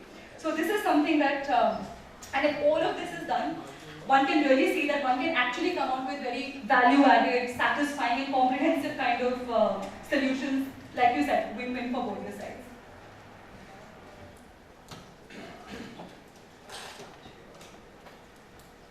Right. So there are around 7 or 8, there are a lot of things that we as lawyers have to do, but more or less 7 or 8 things that we have to do in this entire 3-stage process that I have talked about right now. And I'm just going to briefly take you through these 7-8 points. The first is that we know that lawyers play a very important role, and this is just a summary of what we've done. These are not new points. This is something you've already heard me say in the past few minutes. You play a major role in ensuring compliance with the legal requirements and agreements reached during the mediation. So providing that kind of legal counsel to your client, and overseeing that everything is being done as per the law. The second is being an effective communicator. So the communication skills that you have to acquire as a mediation advocate may actually be very different from what you need to have as in litigation. There's a list of communication techniques that you need to have.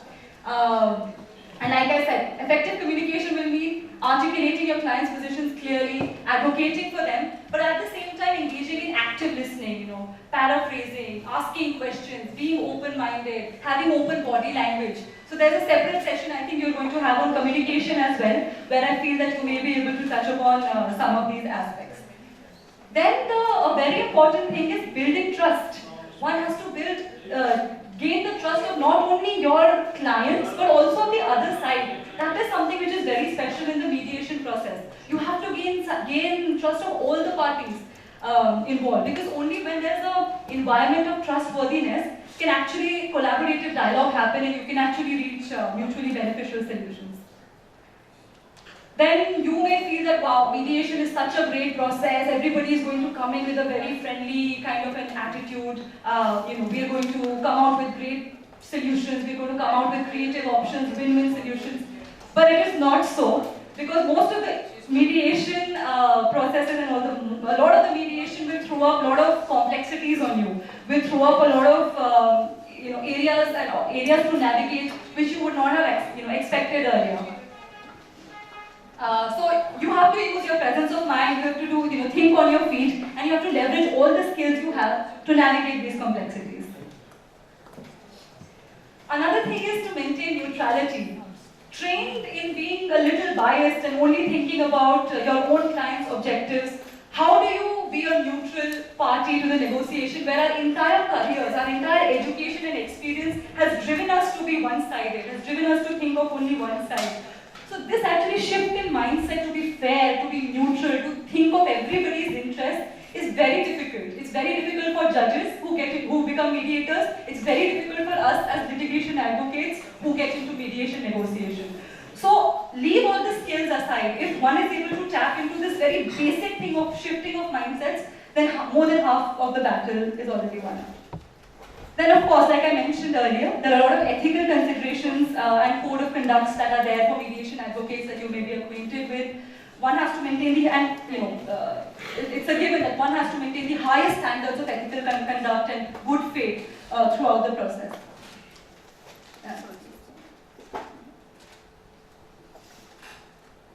And of course, embracing collaboration. That is the core of your role as mediation advocates. Not adversarial, not aggressive, not head-on, but collaborative and creating an environment of conducive dialogue.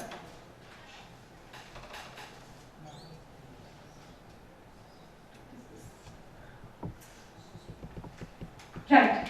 So, you've talked about the different stages of mediation, your role in the different stages of mediation, and the different attributes that one can have. One thing is said and done is that it involves a changing role of lawyers. It involves you to wear a completely different hat whatsoever. You have to move from being competitive towards being more collaborative. And in this entire process, there's not only a shift of mindset that is required, but a lot of upskilling and reskilling, which will be, required for you to gain the skills important for negotiation. Because mediation, negotiation, all of these are, require a different skill set altogether. And, for example, active listening skills such as pleading, championing, supporting, and there are a lot of other skills is something that one needs to equip ourselves with to make sure that, we are able to reach the outcomes that we desire. So in this active listening part, we may feel that active listening means, sharing your concerns listening to the other person's concerns, right to the point and coming out with solutions. But active listening may also mean listening to the completely irrelevant details that the other side will share with you. Completely, the details that you feel and how are these important to the current disputes. But just listening to them and giving them that listening ear will make the other side feel heard. They will feel that you have heard their concerns, you've tried to understand their interests. So this is actually psychology at play. So as lawyers in mediation negotiation, you also have to double up as psychologists over here.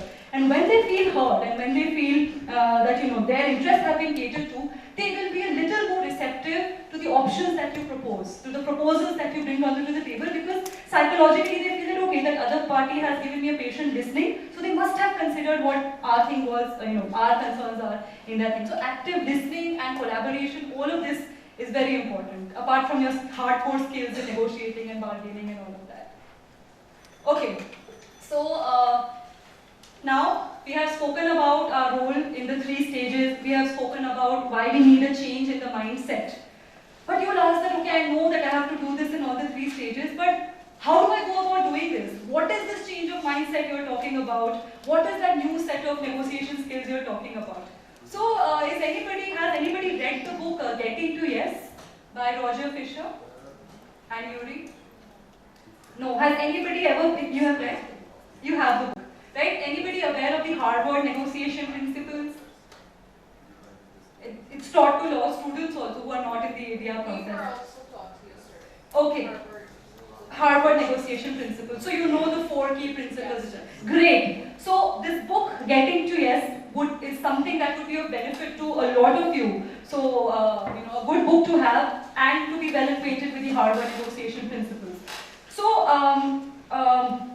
the key thing that principle negotiation talks about is don't look at what the other person is asking, and I'm talking in very plain English. Don't look at what your proposals are. Look at why the other person is asking that. Look at why you are asking that. Because when you look at the reasons and the motivations behind why somebody is asking something, you shift the attention from what you are asking to why you are asking, and then you become more receptive to other options. Because you're like, I want this, and that person wants this. But the reasons we want are something else, and there can be other 5 things which can give, out of which one can be something which can satisfy both the parties.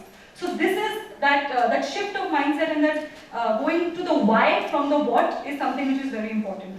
And how do you do that? There are 5 key principles of interest-based or principle negotiations which are mentioned in this book and which are also what the Harvard negotiation principles basically say.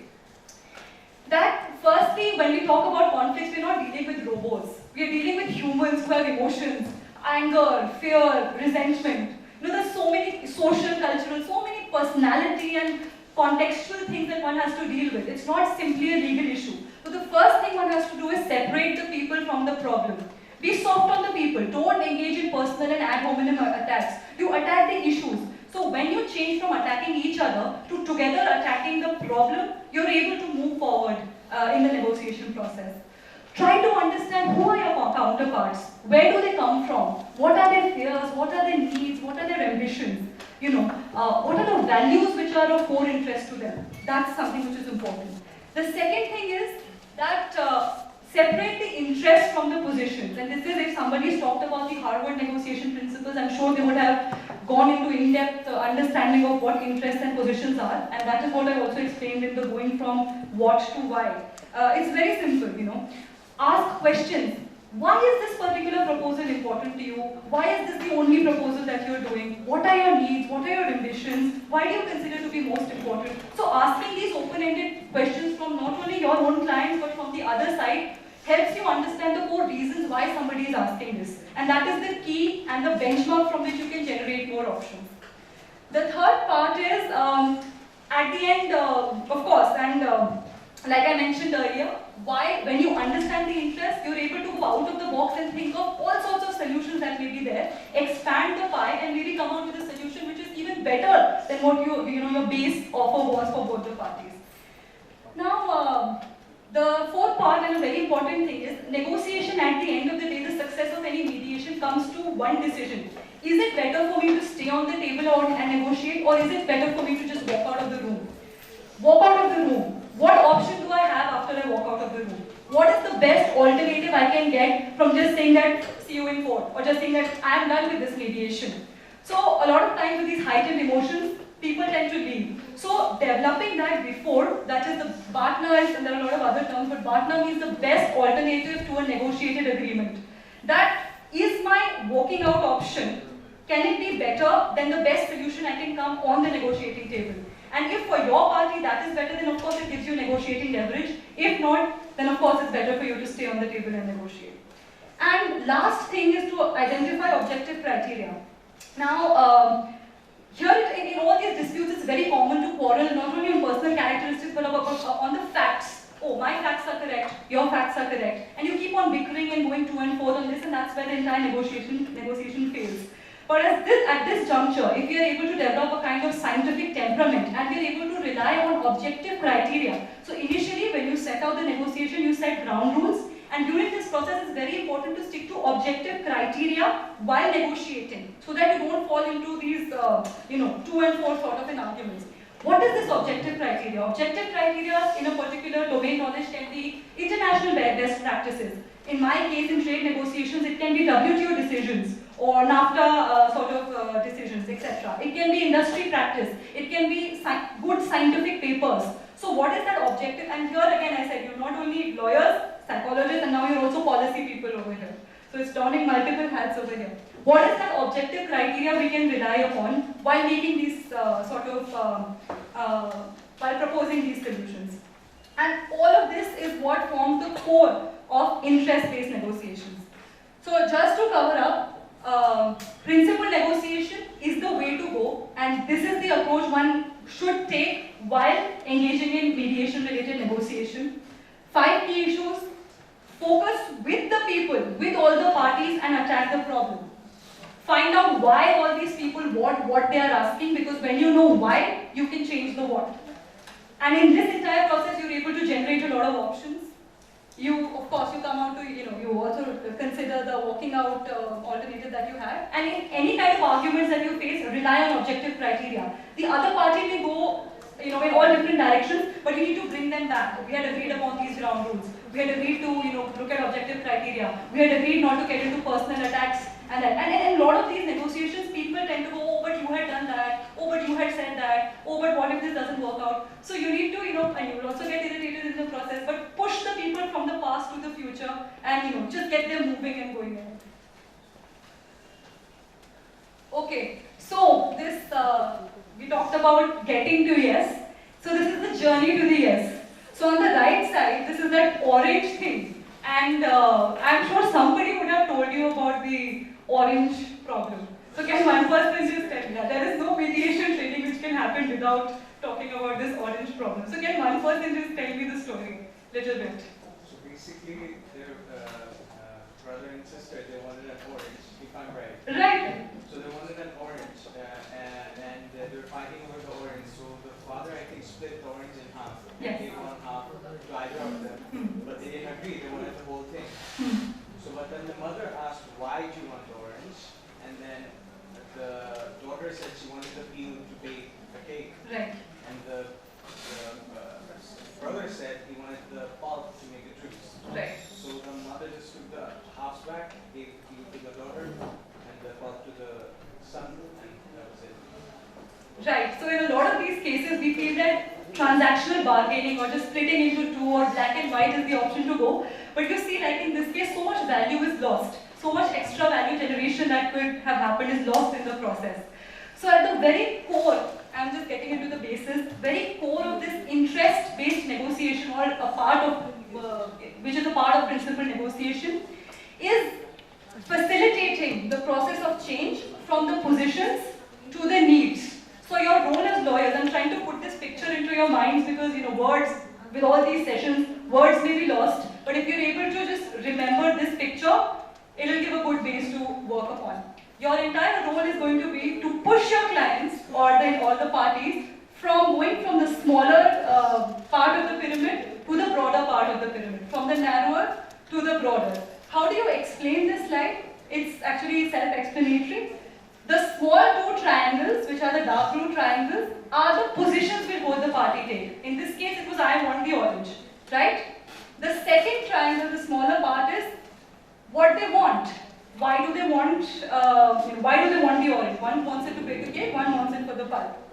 And then, when you're able to move to the broadest part of the pyramid, is when you understand that, oh my God, I have so many options. Once I know why this person wants something, there are 100 things that I can consider, out of which I'm sure 5 or 6 may be something which will be okay to both the parties, in which no party would be losing anything, but both parties would be gaining something, and that would lead to ultimate satisfaction.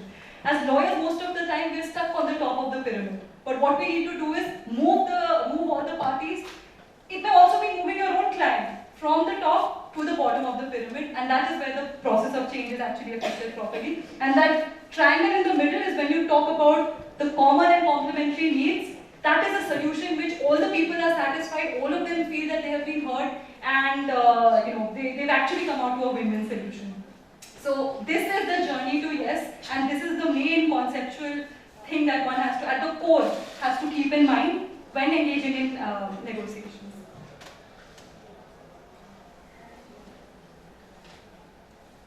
Right.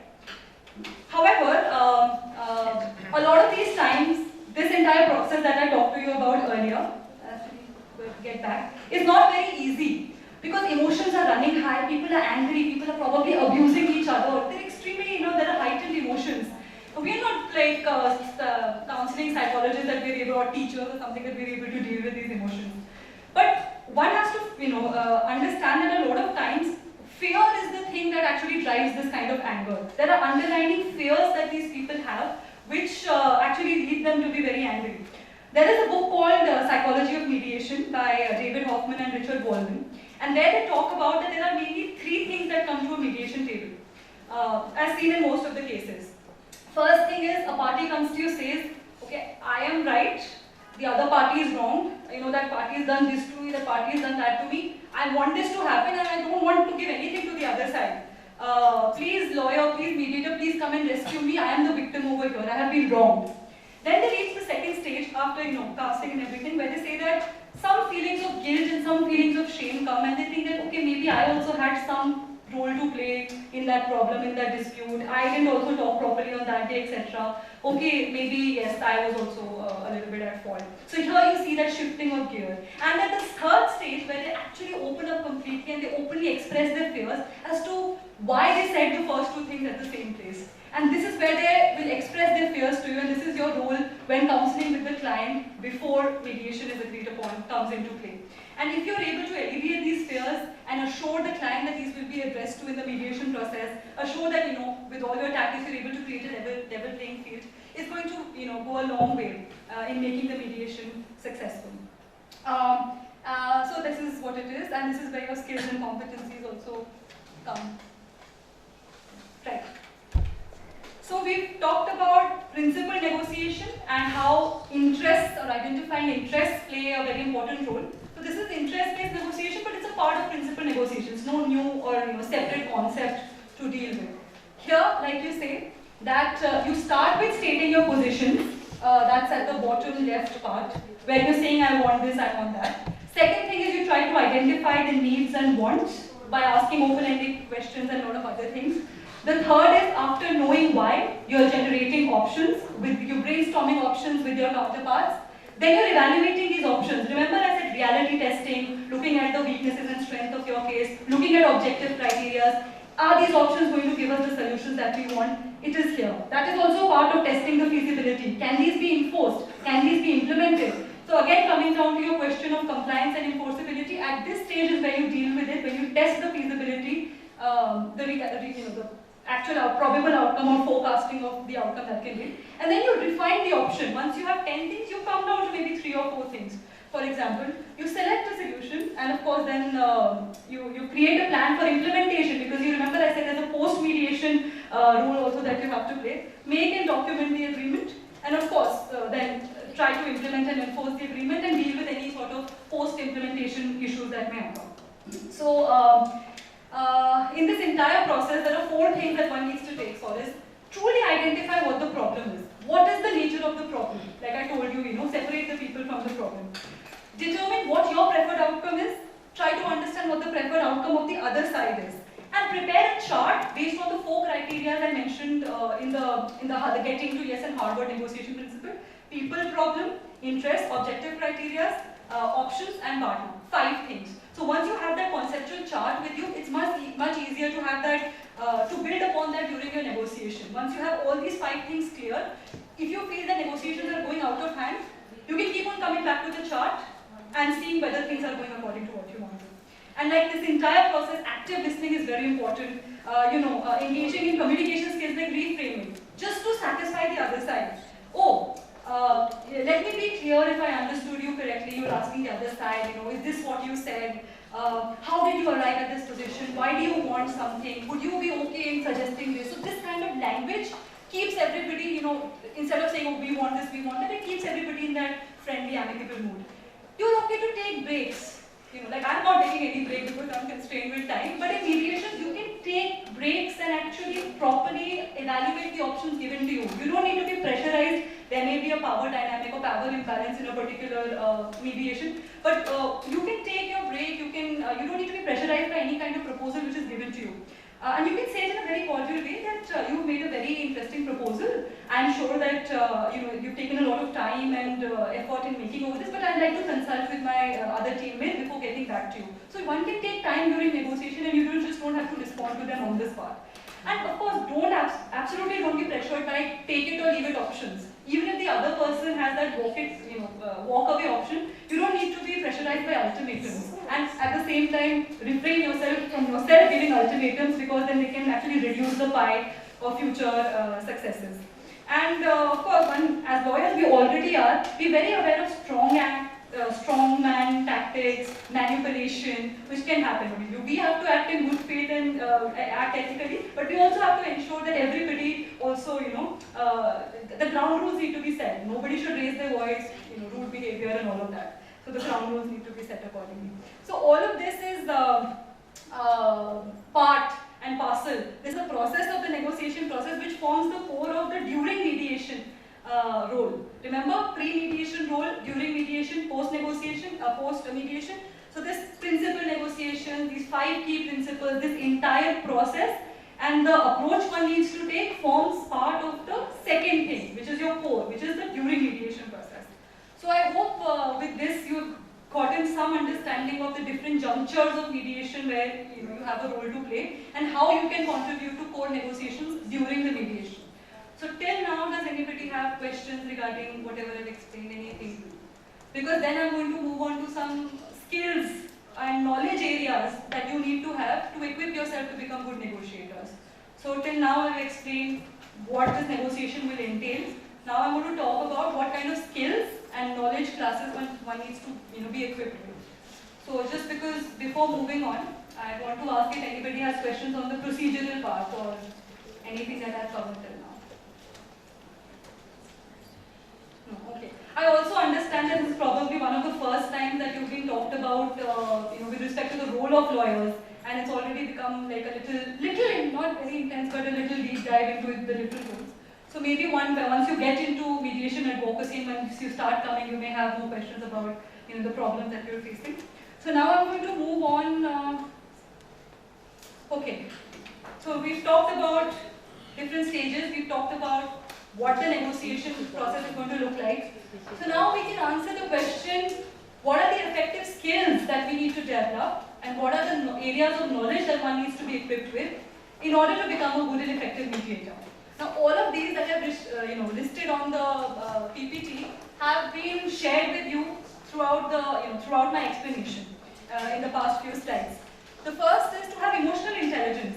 One needs to be able to address not only your client's needs, but also others. So active listening, showing empathy, depicting patience, and being creative, all of these things. Second, one needs to have exceptional listening skills, compassionate, active listening, have an open mind to receive new information. So be very fluid in your kind of communication that will happen. The third is strategic questioning. Know exactly, like in cross-examination that we have, know exactly what kind of questions you have to ask to not instigate the other person, to not trigger the other person, and to make sure that the environment is conducive and positive throughout.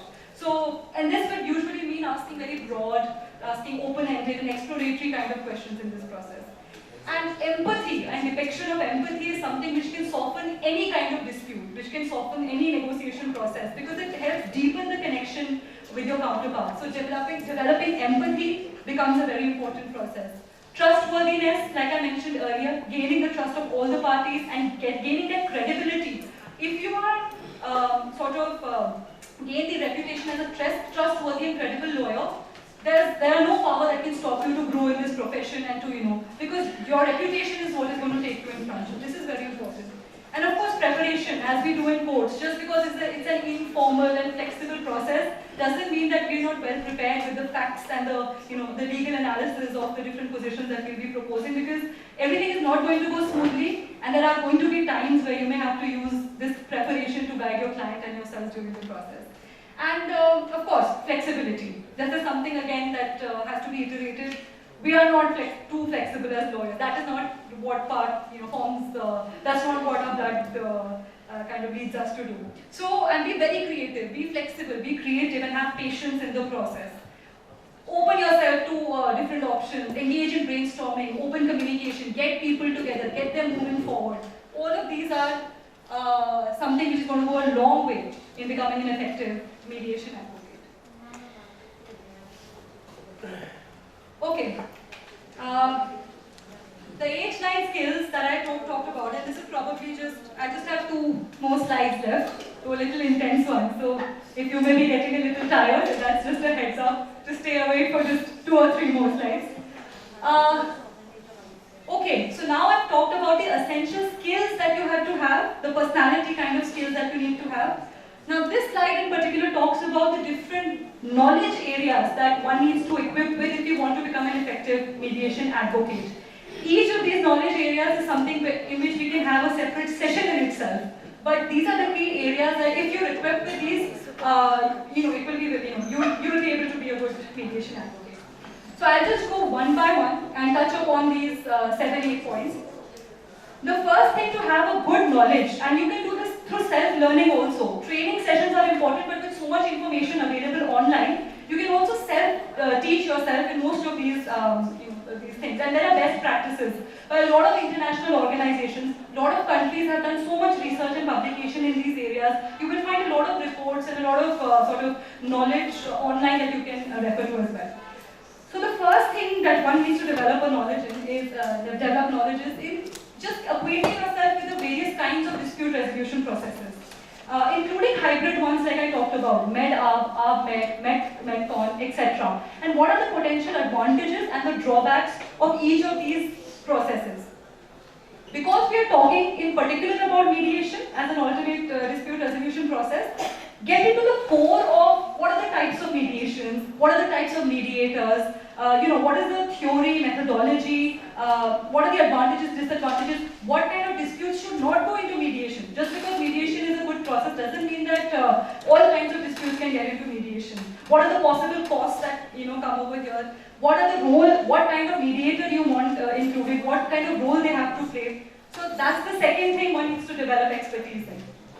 Third part is, as lawyers, we just have, that goes without saying, is to develop knowledge about the relevant laws not only in the domain area that you are negotiating in, but generally in mediation practice, enforceability, confidentiality, so on and so forth. So gaining knowledge of the relevant laws around your area is also very important. Then the fourth part is and it's something that we touched upon very slightly during my presentation today, and again it's a separate area in itself, is to gain an understanding and developing techniques and imbibing in new skills to become an effective mediation advocate, which is interest-based negotiation techniques. So there's an entire, what should I say, there's an entire different area of what these negotiation techniques are. Like I mentioned, it's a separate profession in itself. There are different kinds of negotiation strategies. There are different kinds of negotiation techniques that we use to engage in interest-based negotiations. So that is what needs to be developed. But this entire thing follows those 5 principles which I mentioned earlier in broad capacity, those Harvard negotiation principles. Then of course, the second part is understanding solution-generated processes, understanding your walk-away options, understanding what alternatives you have. That will come with experience. That will come with, of course, as many different domains that you work in. It will come with that also. A substantive understanding of issues also. Then the next is, of course, develop an ability to assist your parties to separate these interests from the positions. Like I mentioned, that forms the core of any form of interest-based negotiation. Then, to be able to navigate these cross-cultural problems, these power imbalances which become, you may have, multicultural mediations. Mediation may not just be 2 parties sitting next to each other. There may be very complex form of mediations involving a lot of parties. So how to kind of navigate those dynamics is also very important. Maintaining ethical standards, very high standards, and very your code of conduct. And as mediation advocates, like as lawyers, we also have a professional code of conduct according to different jurisdictions that we have to uphold. So having knowledge of that. Of course, having the knowledge to draft and interpret mediation settlements, like in other arguments, one has to have that kind of formulating expertise also to draft these arguments. And how to use all of these, how to bring all of these skills, all of these techniques together to formulate favorable options. And of course, communication techniques, which goes without saying. So all of these areas that I mentioned are some very, very important areas without which it would be very difficult for you to navigate mediation if you just enter mediation thinking like a lawyer and acting like a lawyer. So if you're able to imbibe these skills and if you're able to sort of go through, gain knowledge of all these domains, it will be very helpful for you. Right. So this just kind of sums up in a very concise manner what the art of mediation advocacy comprises of. Throughout our entire talk today, we've talked about mediation, we talked about their benefits, we've talked about the role of lawyers in the pre, during and post-mediation session. Then we've gone into in-depth details into how you're going to negotiate within the mediation, concepts of principal negotiation. We've talked about the different skills that lawyers need to possess and the different domain knowledge areas that we need to gain awareness of in order to become good mediation advocates. But in all, we know that at the core this requires us to, and I'm just summing up, it just requires us to change our stance, change our mindset from competitive, from confrontative to collaborative and to conciliatory. It requires us to kind of also shift the mindset of our parties to allow them to develop a spirit of give and take and to navigate all the fears and emotions and the personal and social kind of impediments that may come in your process. And try to move them from the past to the future. Try to tell them that this may be the best opportunity of coming to an outcome which is their own. Because if they go to the court or they just leave it to business as usual, they may lose their voice in forming a solution or an outcome for themselves. So this is something where your client completely loses hope that, okay, I don't think this is going to work out. That's the kind of motivation we need to give our clients. So one knows for clear that we are no longer observers in the mediation process. In fact, we have to play a very, very active role throughout the mediation journey. But at the same time, we need to be careful to not overstep our boundaries. Just because we think a particular solution is better, at the end, mediation it has to give party their autonomy. So if your client is satisfied with a particular outcome and the other side is satisfied too, just because you think you can get a better deal is not something that you should push down their throats. Because at the end, a satisfied client is what you want and a good court cordial, positive environment that is what we have to live in. So we need to kind of set our mandates for ourselves to ensure that this doesn't happen. Also, you may also say that I have gained all these, I've put in so much time in this training, I've gained all these empathy, communication skills, but this is not going to work in our courts. Mediation has just started in Bangladesh. I don't know when they will set up proper mediation centers. I don't know when people will start taking to mediation and when we'll be actually getting clients for that. But if you really break down all of these things, you will understand that most of these skills and most of these techniques and different knowledge areas we're talking about will also help you, and it will add to your own lawyer's toolkit. You can use these techniques even in cross-examination, so on and so forth. So training as a mediation advocate is even going to add to you as a normal advocate as well. And of course, I understand as and when mediation is going to grow in Bangladesh, as and when you will be taking up more mediations. Yes, as and when your reputation will be better, you will be able to negotiate your fee structures as well. And as I understand, that is an area of concern for many lawyers for whom mediation is a new thing. So, and for this, we have to do a lot of things. We have to engage ourselves in trainings like this. We have to create peer support and mentorship. We have to spread awareness amongst our own colleagues, and we have to take an active part of suggesting mediation to our clients to actually make it happen. And so with this, yes, I think with this we can, I hope I have been able to some extent convince you that lawyers actually have a very, very vital role to play in the mediation process. They are not just observers, they are active participants. It can be a separate profession in itself, and they can actually play a very fundamental role in kind of facilitating communication and driving meaningful outcomes. So, yes, with this I come to the end of my presentation. I hope I was able to add some value. Thank you.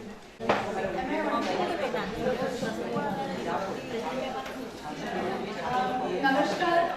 Good afternoon, everyone. I know it's the toughest hour in the training to sit after the lunch and listen to some boring lectures. And as the topic presents here, probably some of us could assume that there might be a lot of theory and all. But I'll try my best. I assure you that it will be interactive, and anytime you feel like it's enough for the day, just let me know. I'll be more than happy. Okay, so starting with many thanks to Bangladesh International Mediation Society for this great opportunity to meet all of you learned people, many senior people over there. And I don't think that I am in a position to teach anything, but it's definitely I will try my best to deliver something which might help us at least leave with some questions after this session, not for me, but to reflect for ourselves and to see, because the topic I have taken is something which we often think that is not something which fits into the mediation or in the whole scenario of the mediation. So we would just try to raise some questions for ourselves, create some questions for our justice system, and see where does the term criminal justice or criminology fits in, and how far as mediators, probably there is a scope for us to bring this into the consideration, at least do a beginning and see whether it can help in this particular area as well or not. So before going ahead, I just want to start with a question, not exactly a question, but a reflection that what do we mean by criminal justice? So I think as the speaker in the first session has done, has requested to forget for the time being that all of you are lawyers. So if you can just forget for the time being that you are a lawyer. So if that helps us in better defining what does criminal justice mean, so I would like to hear some points from you. For me, being a lawyer, I think that a offender should get a justice from the system. I may have done something wrong. It should be punished by punitively or by law. But at the end of the day, I need to be free from the, I don't want to go to the jail. I want to live with my family. suffered. Oh, so very good. I think the simplest language we can define is this as though not going into the reasons for the crime being done, but considering the person not as criminal but as a human being who has done or who has done something against the rule of the law, the rule of the land. They also want to go back to their family and don't want to be jailed, etc. Okay, what? Anything else? Yes, sir. Criminal justice system is a system of a state which gives the confirmation to all the citizens that one crime is being occurred somewhere shall be justified. So you are secure, you are safe in this state.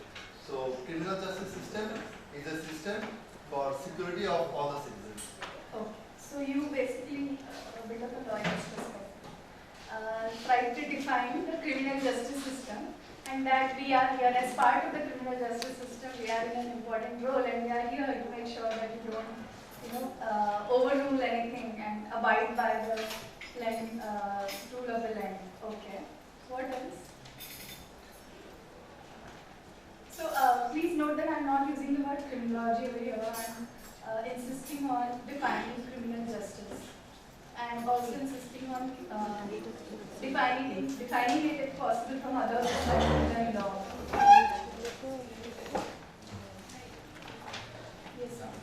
The entire process to take the crime to the justice for the criminal justice as a whole. The entire process which Takes a crime to the justice. The entire process is for the criminal justice. Okay. Including enforcing agencies or institutions and all. Anything else? Okay, so there are, I think, two schools of thoughts in very layman's language. You people are learned law professionals, so I believe you must have gone into much more deeper understanding of criminology and all. But in a very layman's language to start with, to reflect more on this question, we often get into this discussion that are criminals born or made? What do you think? Made. Okay. So we are not lawyer now. Okay. How many of you believe that criminals are born? Born. Genetic factors also considered as a factor. Okay, one of the important factors. Okay. Yes, yeah, like Ted Bundy himself, like coming from a very good family himself, turned out to be, a criminal. okay. So in the contemporary context, we believe, or the positivist criminal school of thought, we believe that we don't go into these dichotomies of whether the criminals are born or are being made. Rather, it is probably both of the things which play an important role. So going ahead, if you would like to define theoretically what is criminology before going to the criminal justice, we believe that it's a scientific study of crime, criminals, criminal behavior, and corrections. Right? So it's not just about what is the crime, what has happened, how the things have taken place, and all of those things, but also underlying factor is the criminal behavior. So we often talk about human behavior, and then from the legal perspective we talk about criminal behavior, so as to understand the underlying causes of anything which is considered as against the rule. And also, it's very important to note that when we are talking about criminology, we are also talking about corrections. So it's not just about identifying a criminal as somebody who is criminal and deserves punishment. So punishment and imprisonment, ma'am has rightly pointed out that they don't want to go to jail and still want to leave the family. So we'll come on that as well. Also, it examines the prevention of crime and society's response to crime. Right? So like in the previous sessions also we had discussed this, that how crime by an individual is not considered as something by an individual but against the whole of the society, against whole of the state. And therefore state or judiciary or those who are involved in the criminal justice system have a big responsibility to take care of this that our citizens are secure. And anything which has happened even against an individual, it is actually actually against the society at large, and therefore we go by the theory of punishment and imprisonment. So coming to mediation, we have already defined it lot many times, but again, to reiterate the importance of it and specifically in the context of criminal justice, we believe it is something which contemplates for resolving a dispute by a third neutral party who helps the other parties arrive in amicable solution with communication and negotiation. So I believe next resource person is with us, who is going to take us through communication aspect of it. So I will not speak more on that, but just to put forth the basic definition or understanding with which we needed to start this. Now going into some of the theoretical parts, which talks about evolution of criminology and its impact on mediation. So I believe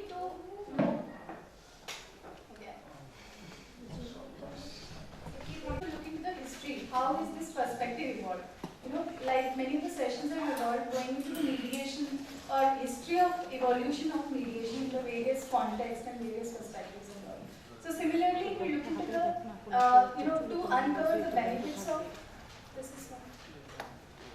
to uncover the benefits of mediation in the criminal justice system, it's important to look into the various theories or perspectives which have brought us today where we are. The understanding with which we sit here today. How has that developed? So we know some of the theories you might have already read about, like Visaria and Jeremy Bentham. They emphasize the need for punishment to deter criminal behavior. So whenever we talk about criminology or why it is scientific study or all of those things, we know it's basically to deter that behavior, that it does not repeat again, that another time something like that does not happen, right? So for example, the use of public punishments like public executions and corporal punishments during the era. So in this, if you would like to just focus on what would be the impact on mediation, probably in the classical criminological perspective, we can say there was a very limited focus on addressing the root causes, right? And mediation was not at all a prominent consideration, which still today is in many of the aspects, but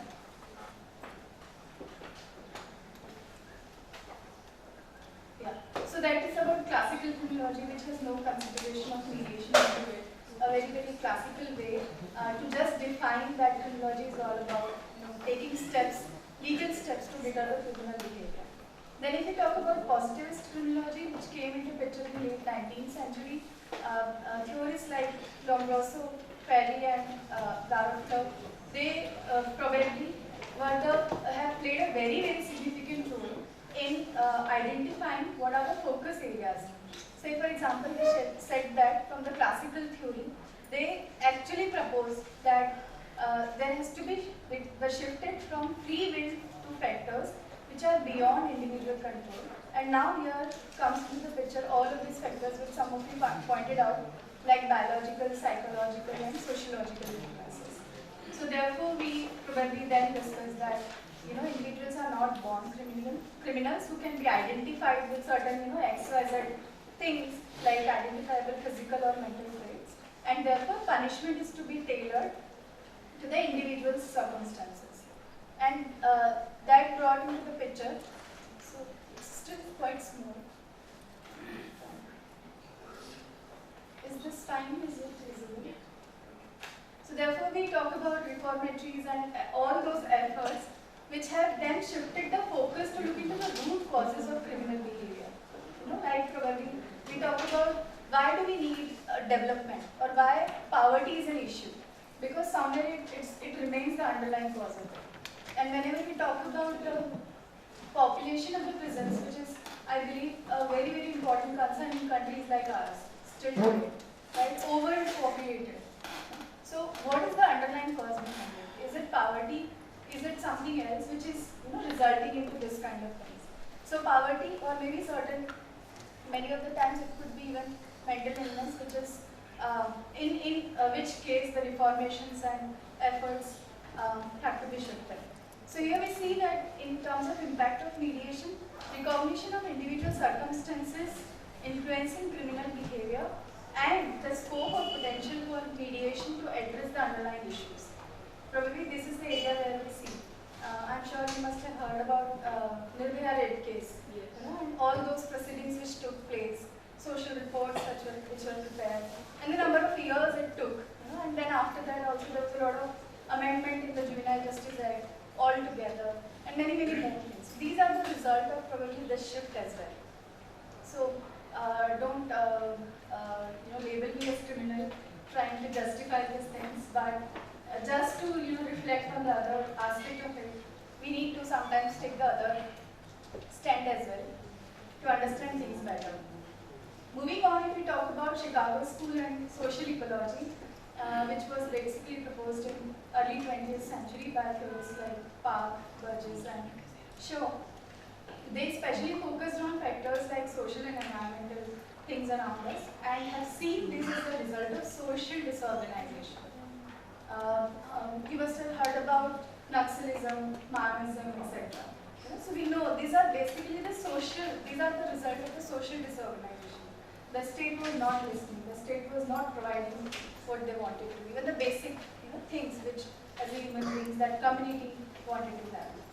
And out of that social disorganization, we know Marxism and all of those isms as well.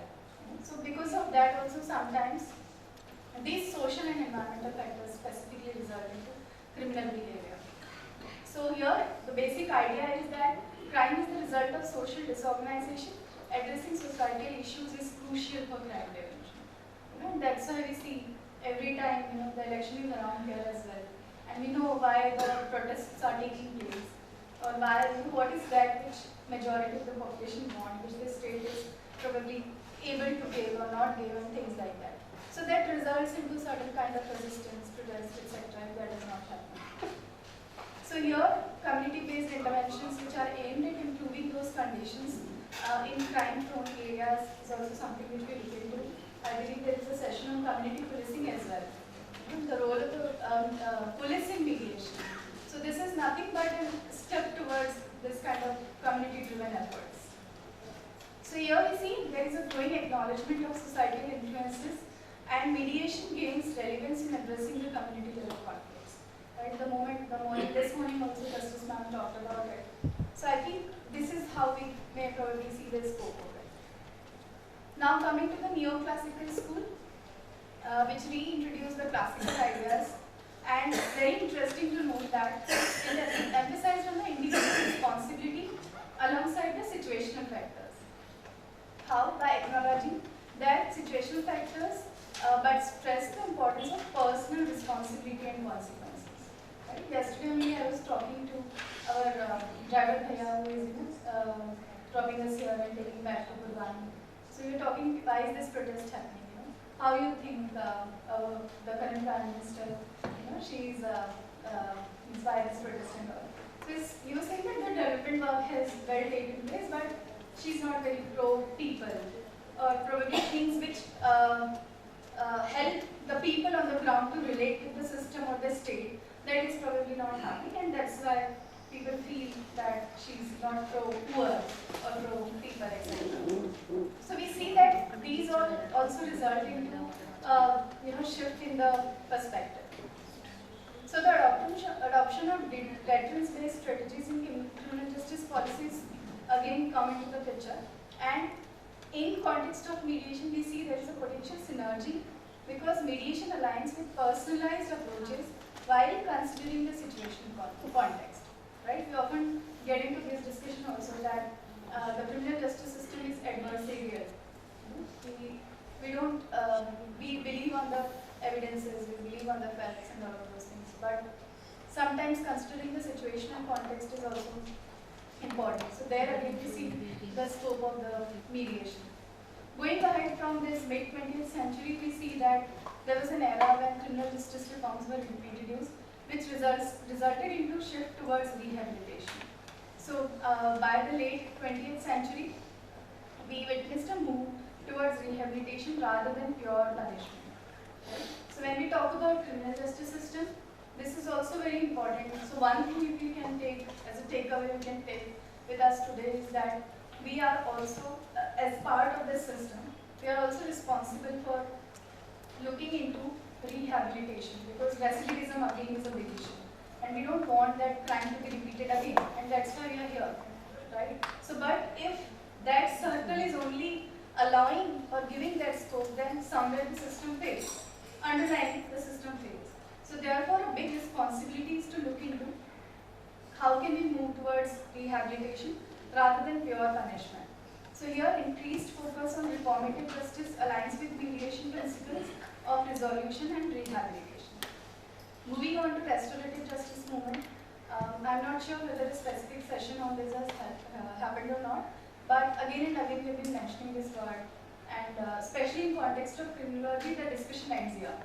So I'm sorry, the presentation is quite lengthy. It does not end here, but more or less, whenever we talk about criminology and mediation, we think that restorative justice is something probably where we see a lot of scope. So here, victim-centric approach, where we focus on repairing harms caused to the victims and communities. So it hardly happens that we talk about right of the victim in the sense as an individual what they have gone through and what they consider would compensate for the loss which has happened because of that particular crime, right? Even if somebody is hanged to death, will that compensate the loss which the other person has suffered? The psychological loss, the other kinds of loss, not only in a few contexts itself. So these are some of the questions which also needs to be raised to be an effective criminal justice system. So here we see in terms of mediation there is a parallel growth. Mediation is getting more recognition as a tool for restorative justice and community healing as well. Then in the contemporary perspective, we see there are holistic views where we talk about integrating various criminological perspectives for a more comprehensive understanding. And that's why we said that we are not anymore into this dichotomy of whether the criminals are born or are made, but there could be a holistic view on it. So here also we see mediation as a versatile tool, adaptable to diverse criminological perspective, and how that happens is a journey which we have to start from here. So recognition of social determinants, I believe this idea of, I believe there are social determinants of justice as well. Like, there are social determinants of health. So wherein we talk about how even livelihood is responsible for poor health, or lack of livelihood is responsible for poor health, or lack of education is responsible for poor health. Similarly, there are social determinants of justice as well. So recognizing them becomes a real agenda, wherein we can then probably focus more on addressing the root causes and acknowledge the social factors which result into crime. Here, the increasing role of mediation is seen in terms of resolving disputes which are rooted in the societal issues. So, I had spoken of Karen. I believe we are physically here. I'm happy that you are listening to me, not focusing on the presentation. Anyway, so before this I talked about this classical criminology, positivist criminology, Chicago School and Social Ecology, Neoclassical School, and now I was talking about this recognition of social determinants. Okay. So are you with me? Yes. Okay. So moving on to the preventive approaches, we focus on crime prevention as the name suggests itself, wherein we talk about evolution towards proactive strategies rather than the reactive methods. So what is proactive and reactive? What is proactive and reactive? Have you heard of disaster management or disaster risk management? What do we do generally when we talk about disaster management? Because that's crisis manager to handle this thing. We? Crisis manager. Okay. To handle the disasters or Okay. So the responsible authority. Okay. So we can catch them. Okay. What else? Before and after, we try to figure out the root causes and try to recover that. Okay. What might be the causes for a disaster, and we try to mitigate them. Okay. So what would be proactive and reactive approach in that context? proactive action and directive from the direction from the office. People say that you should do it to come out this problem. So if I say that, let us, because we know the law, we know this place well, let us prepare the plan for disaster risk management in the Supreme Court campus. Right? There are a lot of people, a lot of footfall on a day-to-day basis. So, how let us create a full-fledged disaster management plan. So will it be a proactive approach or reactive approach? Proactive approach, right? So we are anticipating something, you know, not that something would negative happen, but inshallah, assuming that nothing bad should happen, or even if something happens, it remains beyond our control, or at least the losses can be minimized, right? So that is a proactive approach. Reactive is like we, suddenly rush, oh, there is a fire, let's call the fire ambulance, there is no water around, or, rescue and relief operations and all of those things which our countries are very, forward in, jaldi se kapde nikal do, purane kapde de do and all of those things. Not that. That's a very reactive approach. So as a proactive approach, we take steps beforehand and try to minimize the losses which could happen or anticipate the crisis which can happen, and we plan things so that the things could be minimized, because even there we believe there are natural disasters or there are human induced disasters. I will not use the word man-made disaster because that might be and very anti-social. So this is also a debate, right? So there could be certain disasters which are inevitable. We cannot control those. But definitely this is true, and we have to accept at this juncture that it's human interventions which are inducing those disasters, right? There was a long tree over there. We all have seen how it has been cut into pieces and all of those things, right? So because it was all taking place in a supervised manner, the things were being taken care of. There was nobody below that. So we don't see any disaster happening. So in that case, it could have been a hazard, not disaster, right? But if somebody was below that and got hurt, then it would be disaster. So it's like, even if there are natural disasters, how we are prepared, or how do we anticipate them, or how do we induce them? So that way we have an important role to play. We are actually inducing them. You might have heard about many disasters happening around because of these things, right? So here also we take a very proactive strategy rather than reactive measures, that when the crime will happen, then the system will be awake, and then we will respond, like what happened in the Nirbhaya case, right?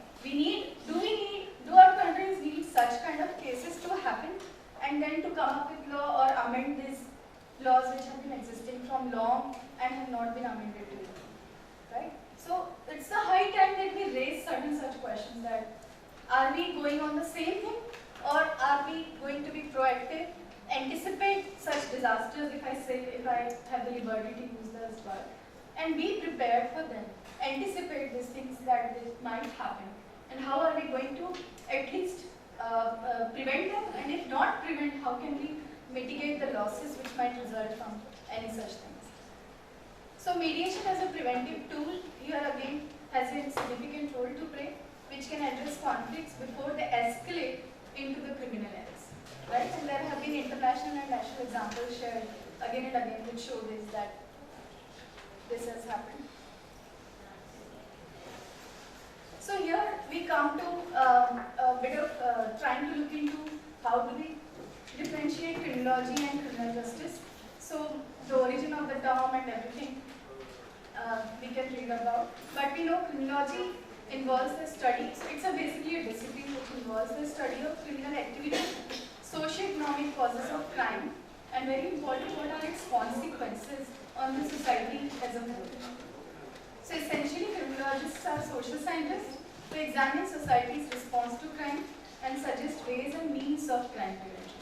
Ma'am mentioned about crisis managers or something. Similarly, here criminologists have an important role to play to look into how are we going to, what are the reasons first, and how are we going to respond to such crimes, and what are the ways and means of preventing such crimes. But if we talk about criminal justice, it's important to note that it refers to criminal justice agencies and institutions that are interrelated and work towards common goals. Right? Our friend over there, he correctly mentioned many of such systems which are part of the criminal justice system. So what role do they have? Is it just confined to imprisonment and punishment, or rather a proactive approach can be adopted over there? So going into the science, and so we know it's a science as a discipline. Of course, it has to be also science and art of preventing and controlling crime. There are multiple approaches. We talk about legalistic approaches also, wherein we see crime is a violation of the law, and Mala Inse, which tells us that acts which inherently are deemed evil and immoral, and Mala Prohibitia are wrong, prohibited. Then we talk about deviance, wherein unusual behaviors and unlawful acts come into the picture, which are also culturally defined. So from country to country, culture to culture perspective might change, and that's how the prostitution could be considered as a legal or illegal activity, depending on the culture we are into. And the level of deviance varies between crimes. So here also we need to note that criminal justice system for general purpose is to control crime, to prevent crime, and to provide and maintain the justice. So the structure and the organization is often presented as three components, as we know, the law enforcement agencies, the courts, and the corrections. So here, the central concepts in criminal justice, so I'm not going into the depth of it, but just to give you a basic idea that there are types of crime by severity, there are types of crime by category. Like nowadays we are talking a lot about victimless crimes also. What is that? Can someone think of an example? For example, if I don't obey the traffic rules, then nobody gets hurt directly. Apparently there is no victim, but it's still regarded as a crime. Exactly. Okay. So like pollutions and all. Okay. Breach of contract. Based on? Breach of contract. Breach of contract. There is a big difference. Okay. Anything else? So it's something like we are not directly involved into, but it has a direct or indirect consequences. Like, yeah. Like, in India's context, I could think of Bhopal case tragedy, which is so famous that everybody know about it. So we know that the generations and generations have suffered because of it. They didn't do any crime. They were not at all fault in any way. There even we cannot say that such kind of disasters that they are responsible because they created their homes around the country. That was also not the issue. If there would have been some river or something or border area or something, we could have probably said this even.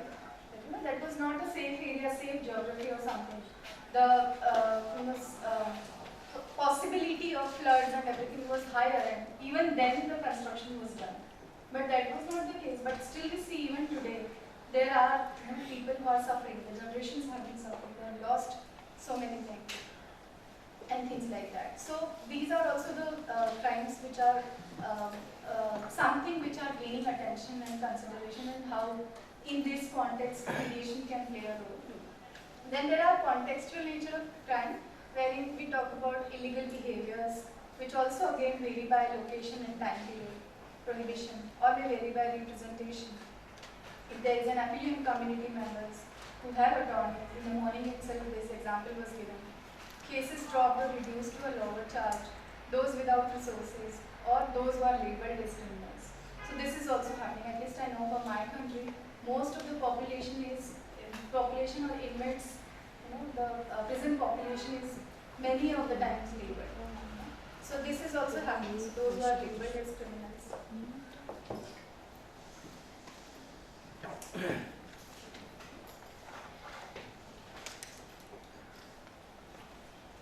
I should have joined with my laptop only, I think. Okay, so consensus perspective of crime is there, which also again use both formal system and the enforcement of those laws as being based in the societal norms that are broadly agreed upon. Right? Like there was a lot of debate whether we should consider 16 as the age of majority or 18.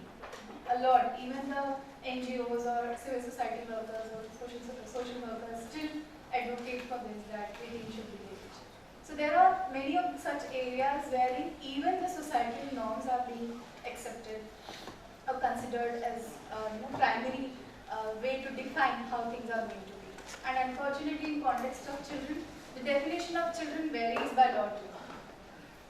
So if it's a child labor, it would have 14, probably 16. yeah, it's until 14 to even the non-hazardous, in non-hazardous settings, the child cannot work. The marriage would have a certain other law defining child, right? Our UN Convention on Child Rights would have a different definition and things like that. So for the same word, for the same group, we may have, the law might define it in many different forms. So that also again depends on the societal perspective. Assuming that individuals agree on what is right and wrong, internalized norms and values guide law-abiding behavior, and it was popular in early 20th century. Since 50s, North may consider this is to be the best perspective of law. Then there is a opposite to consensus perspective, there is a conflict perspective, which started in 1950s as alternative perspective to consensus. Here, conflict perspective maintains that there is conflict between various societal groups with different interests, right? We know early marriages is still prevalent in many parts of the countries. So why is that happening? All of us are not on the same page, or the societal circumstances are not such. Many people might have different reasons. These families have different reasons for early marriage of their children, etc., etc. So the conflict is resolved when the group in power achieves control. So power dynamics we know always play an important role. And not why do some people commit crimes, but why are some behaviors considered criminal? Right? This is very important question. And if you can think of a relevant example in this case, do you think there is an example where you can say that the question is not why people are committing crimes, but the question is why something is considered as criminal activity in a particular jurisdiction, but the same thing is not a criminal activity in other jurisdiction. Right? That is possible. Again, probably the example of commercial sex workers or things like that. Having ganja in Yes. Canada is it's not crime, but in our country it's a crime. Yes, exactly. So even the state from where I come, it's a dry state. Nobody wants to come there. Just because of this, especially people from Singapore and all, they totally refrain from even establishing their companies, saying that it's a dry state and you will not get any party. Anyways, but I like to know what we can arrange.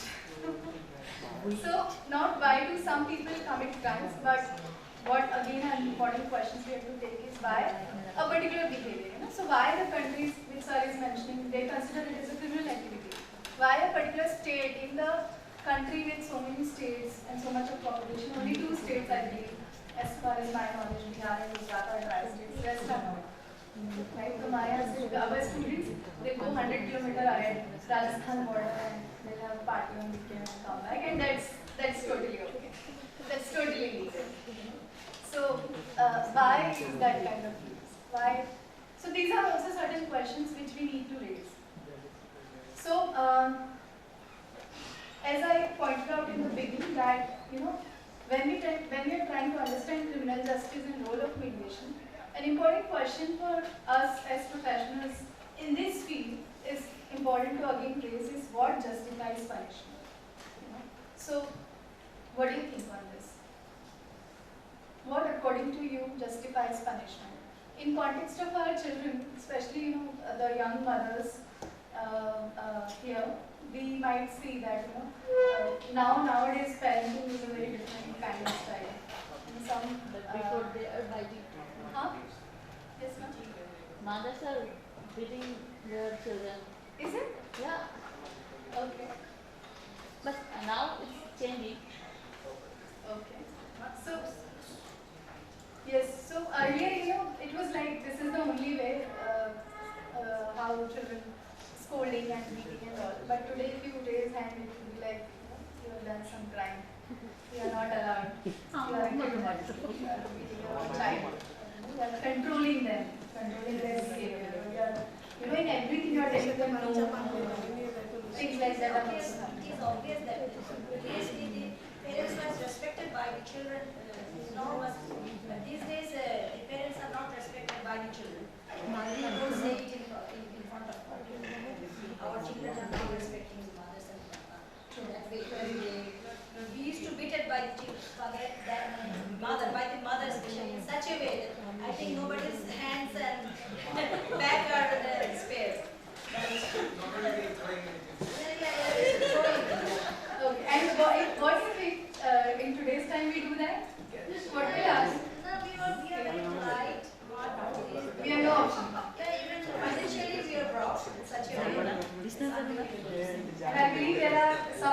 countries, wherein this is even punishable under the law. You cannot, they are very strict about it, right? So in that context, the answer is right. That is a possibility, right? It's a high possibility. So my brother is out of country from long, and every time I scold my child, I hear that these people would be behind the bars if they were not here. The worst comment I could hear, and not appreciate my parenting is that. So anyway, so earlier it was believed that punishment is something which would keep them obedient and things like that, as I was saying. Now, so it was.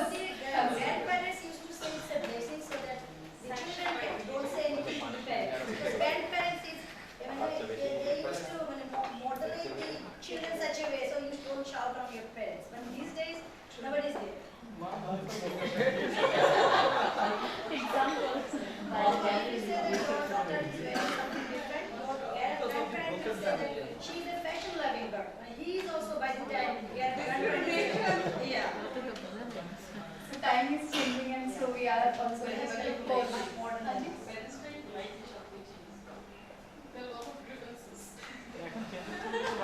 And then we call it generation different. Generation.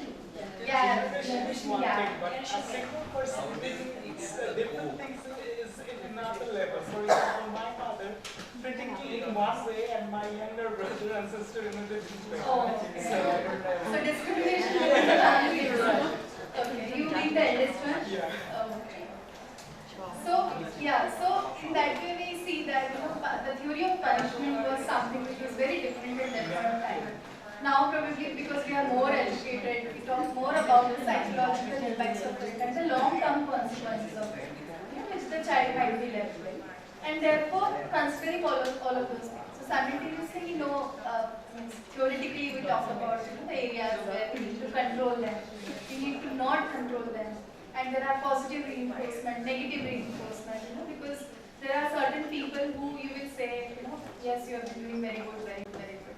So they went like, I'm always good, so I don't need to work hard. But there might be negative reinforcement wherein you need somebody to give you a critical feedback. Then only you can do it, like you do. So my presentation got ready just at dot 2. The survey informed me months back. So we have this tendency of working on the deadline, and then only it will get its final mode. And I don't know what power works, and at the end time everything gets into thankfully, inshallah, I can fall in the right place, right? So we know how things work. So this positive, so until unless somebody negatively reinforces us, things might not work for us. So considering all those logical, scientific, and this all studies about psychology, behavior, child behavior, understanding of how children learn and how adults learn, right? We often talk about pedagogy, but we don't use the term andragogy because how children learn is very different from how adults learn. And in the criminology, if you look into the criminal history of criminal justice, we also get to know that specifically children need to be kept separated was broad, specifically was introduced. Until then we didn't have any concept of juvenile delinquents and all of those things. So yes, the major question remains is what justifies punishment and what are the major theoretical justifications of criminal punishment. Punishment causes harm not only to offenders but also to their families, friends and communities. So these are the young parents of today's who believe this. So what justifies the infliction of punishment and what are the aims and objectives is something which remains a crucial question. There are 5 main underlying theoretical justifications of criminal punishment. First we talk about retribution, which is from a very, very old testament which I can't pronounce, which means an eye for an eye, right? We know, tit for tat, an eye for an eye kind of philosophy which promoted more of the philosophy of punishment, that if somebody has done wrong, something wrong has to be inflicted upon them to teach them a lesson, right? So which then promoted more about this idea that offenders should be punished as they deserve to be punished and punishment should fit the crime or be proportional to the wrong committed. right? Then there is another important theory which talks about incapacitation. So the whole idea of jail is because we want to curb their freedom. We don't want to allow them to meet their families or to enjoy the day-to-day things, etc., etc. So in that way, only state has a duty of public protection. I was afraid you were again not telling me that the slide is not there. Okay. So I believe everybody is awake by now and we don't need tea. So offender is physically prevented from re-offending by the punishment imposed. That's the whole concept of, which brought this concept of jail, right? So that physically they have to be, curtailed and so that the re-offending does not happen, which our governments have done during COVID. They thought that if everybody would be inside their homes, we would stop the spread at a larger level. And then there are different approaches, including death penalty, incarceration, incapacitation, house arrest, disqualification from driving for drunken drivers, etc. Then our next important theory is deterrence, which talks about crime is reduced due to fear of punishment. Right? We know that the challan, traffic police will send us the challan. Although many of us are very clever and know that if you do not, fill the challan for months and months, nothing is going to happen. But we know it's getting, somewhere added and all. So that fear of punishment only, that there is a camera on the, road. There is a camera which is watching us. We forget that there is somebody higher power watching over us, but we need some human-induced intervention to let us know that there is another power as well, in front of which nothing is wrong. So it makes you think twice, right? So what is making you sit here? Is there any any underlying reason for this? So which makes us to think twice that after even lunch, a good lunch, a heavy lunch, we have to be there and listen. Apart from, of course, the respect for the organizers, there is something else, right, which is making us to think that why are we here? Why are we spending so much of time, quality time of our things that are here? So it also talks about. My lecture is so good that presentation is not making sense. I worked on it and the design I had put a lot of time.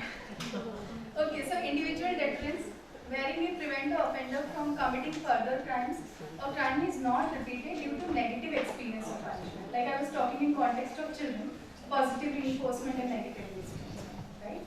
So in this context also, positive experience of punishment is something. We know that if you are going to go late to the school, our teacher will make us to stand out or use the management murga banana and all of those things. So that was probably negative reinforcement. And general, like for me, going to offices because of biometric system.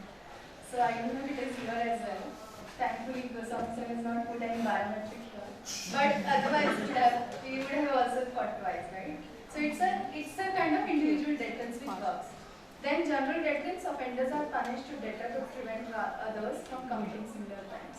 And that's why we say that often as a responsible professionals in this field, the decisions, even most of the times, the decisions are influenced by this factor, that it should set a, that the things, if again get repeated, the consequences would be severe.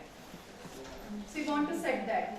And then we talk about rehabilitation, wherein in 1960s it was more about medical or treatment models, that people needed there was some physical impairment and people needed some intervention.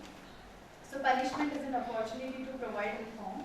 So like, the underlying idea, even our criminal justice system works with is that the system should provide such opportunities which reform the person, right? And therefore we see in many of the jails, they are experimenting, they are teaching the spiritual things and all of those things so that they can, bring the person on the right path. Or they can at least make them realize that what path they have chosen was not right, or not right for the individual, for the society as a whole and all of those things. So how this punishment can be seen as an opportunity to provide reform and improve offenders' behavior while reducing the re-offending. So there is a central jail in Udaipur district of Rajasthan in India. This is known as some Swaraj jail. The name has been changed to Swaraj jail. And the record is like, after Tihar, you must have heard about Tihar jail as well. Similarly, this Udaipur, which has been now named as Swaraj jail, they have excellently experimented, if it is in terms of criminal justice somebody wants to see. Now the situation is in today's state, most of them are either out of jail on bail, or most of them have, because of their good behavior also, their sentence has been completed or something like that. But the way the system has worked over there, they've actually provided them certain such skills or enhance their skills, like so that they have gone out. Now they are approaching even they have approached me that in your university, so they have a very good music band. There were people who were really interested in music. So the jail authorities alongside the NGO people, they came together. They came up with certain such activities and projects which helped them to develop themselves according to their areas of interest, so that they could be diverted from what they were doing. And most importantly, when they go out of this jail, when they complete their sentences, the society should accept them. So again, there is a stigma, because we know, our role ends with probably this punishing or sentencing or judgment, whatever is given. And after the completion, so we consider them to be imprisoned or punished or whatever is there. What after that? Was that the underlying thing which we wanted? Right? So even after going back to the society, do they have the same recognition? Or do they have any place at all? Otherwise, it's going to repeat again. So that is also an underlying area which we need to understand. So therefore, we say that punishment is an opportunity to provide reform, and therefore we are talking about open jails and all of those things also, to see that can these two areas which appear to be very contradictory at the surface, can they somewhere align or merge, and help us to improve offenders' behavior while also reducing the possibilities of reoffending. And last important theory is reparation, where we believe offenders should repair the harm caused, which I was talking about, right? So no matter what punishment has been inflicted, but does that compensate the harm which has been caused? Does the punishment fulfill that objective? Restitution or restoration and compensation, restorative justice interventions between offender, victims, their family, and community. The next important question with which we should leave today is, what justifies imprisonment? So apart from punishment, what justifies imprisonment? So we know again there are certain justifications, like we talked about, maybe imprisonment would fulfill this objective of punishment, would fulfill the objective of deterrence, rehabilitation, in theory at least, and because there is no other choice. Because we believe that if the person is set free, again they are going to repeat the same thing, and therefore they need to be behind the bars. So this adversarial or system which we are into shall compromise treatment of prisoners, the essential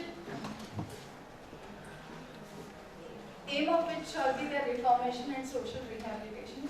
This is what not I am promoting, but it is by the International Covenant on Civil and Political Rights, Article 10.3. So these also help us to understand that prison supporters argue that the sanction of imprisonment achieves all the aims of punishment, but what weight should be given to the different aims, right? Because the officials involved in the correctional system might end up saying that already there are a lot of things to do. Now, will they also play the role of a teacher or role of an instructor, looking at the rehabilitation, rehabilitation? How are we going to do that? Because there are already a lot of things to deal with, right?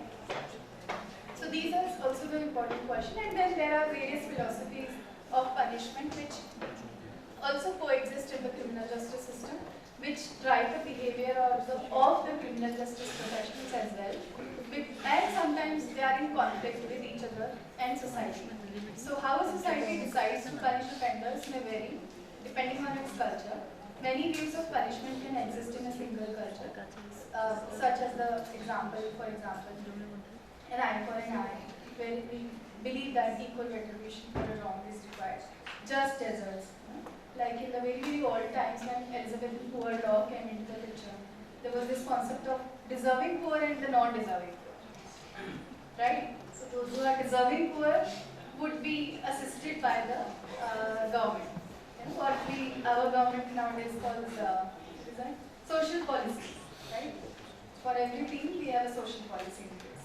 So this is what we call as just results. So if they are deserving, they will get. If they are not deserving, they will not get. Though they are not able to. So which means appropriate punishment to occur sometime in the future. This can include offenders being assaulted or killed by jail or prison. Then there is lock the door and throw away the key. We have for everyone. The offender is also a victim. This is also very, very prominent now and gaining attention that because of the social circumstances and all. The officer is the punishment. A view that the encounter with the system is an appropriate consequence. However, the US Supreme Court has ruled the separation from society is the punishment, not the officer or the system. Then there are other models in this to understand criminal justice, which talks about the work process model, wherein justice and it also emphasizes the fairness. Crime control model by punishment again. Medical model, so those who are physically not able or having some kind of deformities or unhealthy, something like that, the rehabilitation of those offenders. Restorative justice model, you will know, to get offenders to recognize their crime and make amends to that, which also again we can debate at length, like, is it even possible? Then we also have a bureaucratic model to manage crime and ensure the offender moves through the systems quickly. Status passive model to degrade the offender and shame on community, which also used to happen many of the time, right? In our homes and in our schools, at least we have witnessed that. That was the common thing. And then the power model to maintain a particular social or class order, which also happens in every society, you know that. But the important thing from my side, so that you don't raise the question because you are not able to see the PPT anyways. So none of these theories of criminal justice are perfect, so you should not ask me which theory and what theory. So different people take different views on the correct theory. And to have your own view, you need to go with these questions, raise these questions to yourself and explore more. But again, the key question remains is to what extent has the use of imprisonment as a punishment has been effective in achieving this overarching aim, right? No matter how much justifications we give for imprisonment, for punishment, etc., can we even today say, what does the statistics say? Is the population of inmates decreasing or increasing? What does the National Crime Records Bureau tell us? Have the crimes decreased over a period of time or increased? But vice versa should be happening, right? We are having so many legislations. We can take pride in saying that we have n number of legislations. If we even talk about child, probably my country has 40 labor rights. If we talk about more than 40 legislations, I really wonder we should be taking proud of it, or we should be saying that something is really at fault, right? And still the cases are continuing. Still we don't see justice. Still many injuries happening in today's times, right? Where even some technology, even for brushing your teeth have come. You don't need to do it anymore by yourself. In that era, we see things like mental stability still is a reality, right? I don't know about here, but yes, it is still a reality. So then how do we justify? Do we even justify? Are we even in position now to justify imprisonment and theories of punishment? Yes, so the silence is the answer, right? And we are the right people to look into this. Why is this happening? If we believe that, then why again this number is increasing and not happening otherwise? So Article 10.3 of ICCPR and Rule of the Nelson Mandela Rules emphasize the significance of preparing offenders for their social reintegration in justifying imprisonment. The purpose of a sentence of imprisonment or similar measures deprivate of a person's liberty are primarily to protect society against crime and reduce recidivism. So we know recidivism is again an important area. Those purposes can be achieved only if the period of imprisonment is used to ensure, as far as possible, the reintegration of such persons into society upon release, so that law-abiding and self-supporting life. Does that happen in actual reality?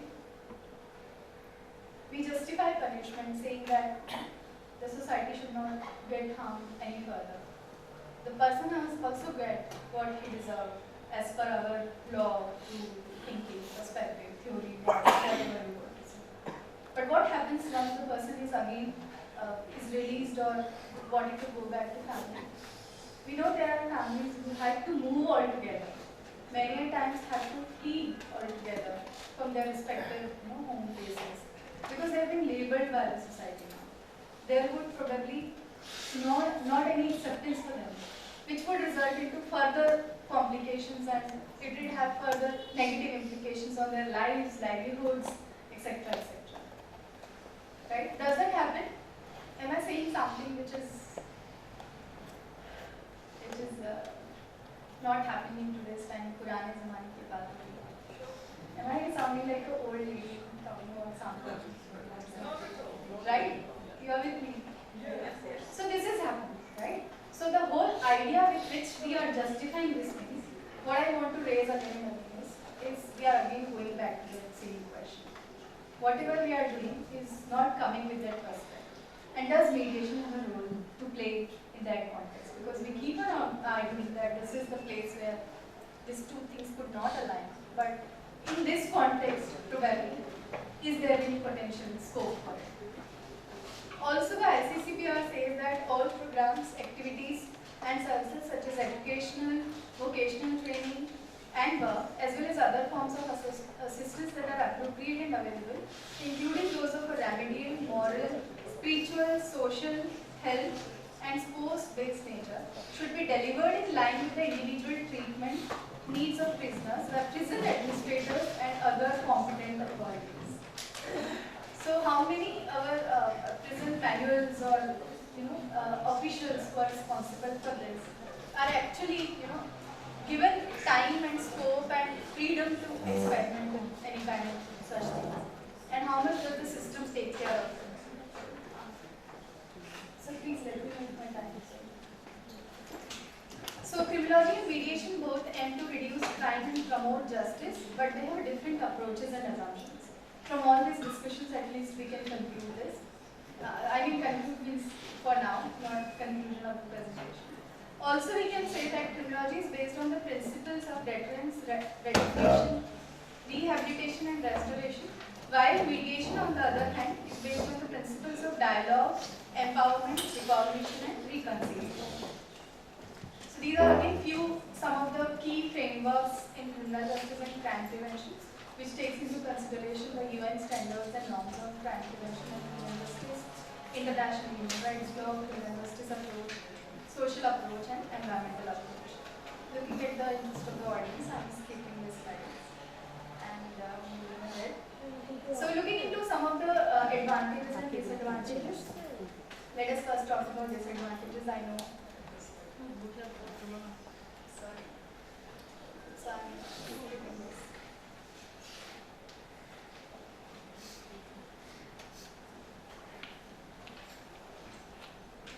Okay. So mediation may not be suitable for serious offences that involve violence, coercion, or public interest, as it may undermine the deterrence and retribution functions of criminal justice. This is the first and foremost argument which we might have.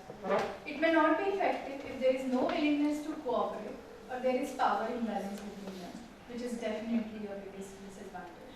Unavailability of adequate safeguards to protect the rights and interests of the parties, especially the victims, who may be pressurized or manipulated to accept an unsatisfactory settlement. But let us also talk about some advantages. So it might provide a faster, cheaper and flexible way to resolve disputes. It might offer a more participatory and very important restorative approach to criminal justice, while also enhancing the healing and satisfaction of the parties and promoting for social harmony. Like in big cases, we have also seen a scope for that. So it provides us some space at least to think on these lines about thinking of criminology and mediation. It addresses the underlying causes and consequences of the offense which is often an important aspect, but because we are bound with many things, bound by the rule of the law, we will not have a otherwise chance to reflect on that. The parties are more likely to adhere to an agreement they themselves voluntarily and actively operate. Right? Like ma'am mentioned in the beginning, the punishment is being given, they are told to be behind the jails. But neither the victim has got actual compensation or actual, something which could have compensated for the loss which has happened. Neither the offender is in. So promoting fairness and equity, and the important is to look into how mediation supports criminological principles. Also look into enhancing restorative justice through the application of mediation, which is considered as a solution for conflict resolution. So there are some, so these are considered as a kind of modern concepts of mediation to criminal justice. I didn't want it to sound too old, so I thought I would use the word modern concepts.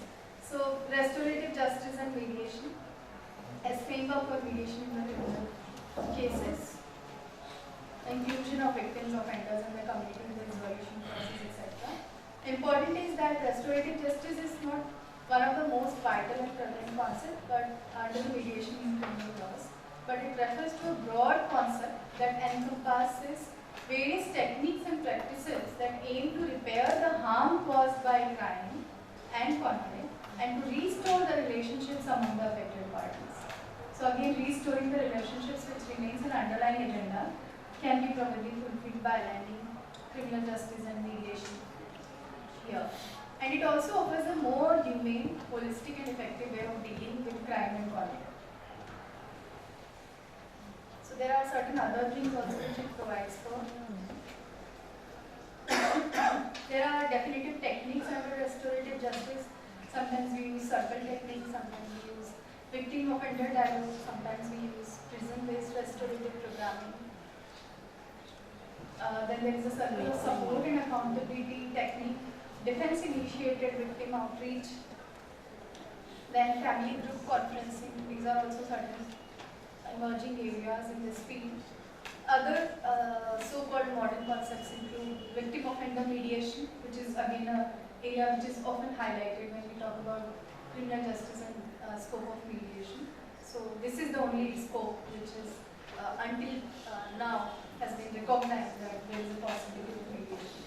So application in non-violent property crimes, discussion between victim and offender facilitated by mediator. They may work toward a resolution that satisfies both the parties, right?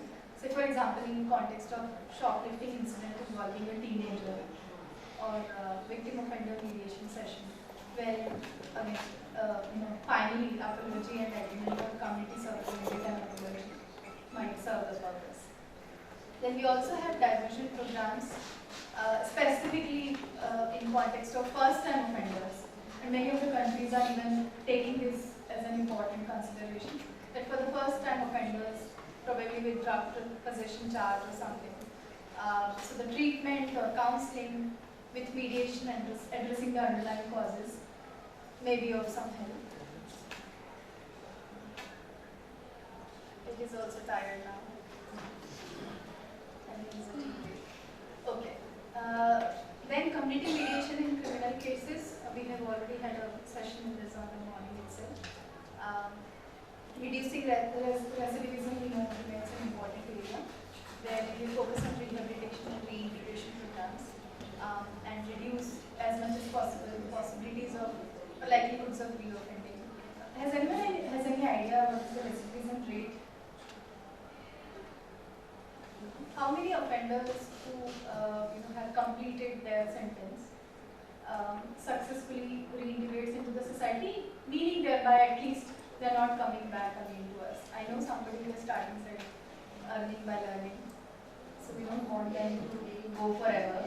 We want them to keep continuing to come to us.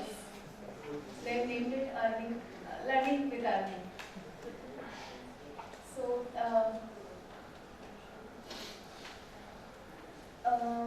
Yes, so recidivism is in another area which we need to look into, which probably tells us the importance of reconsidering our actions.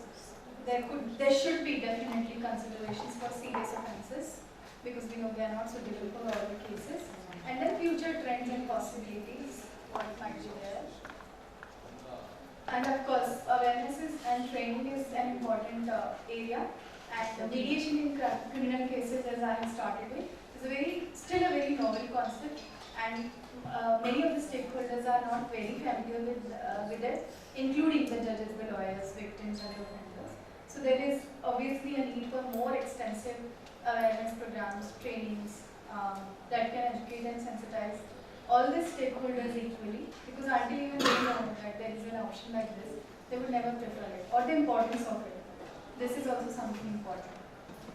So about it, concept and practice, so that they can be put with the necessary knowledge and competence. And then there has to be quality and accountability of the mediation, which needs to be ensured. So I think with this I'll end.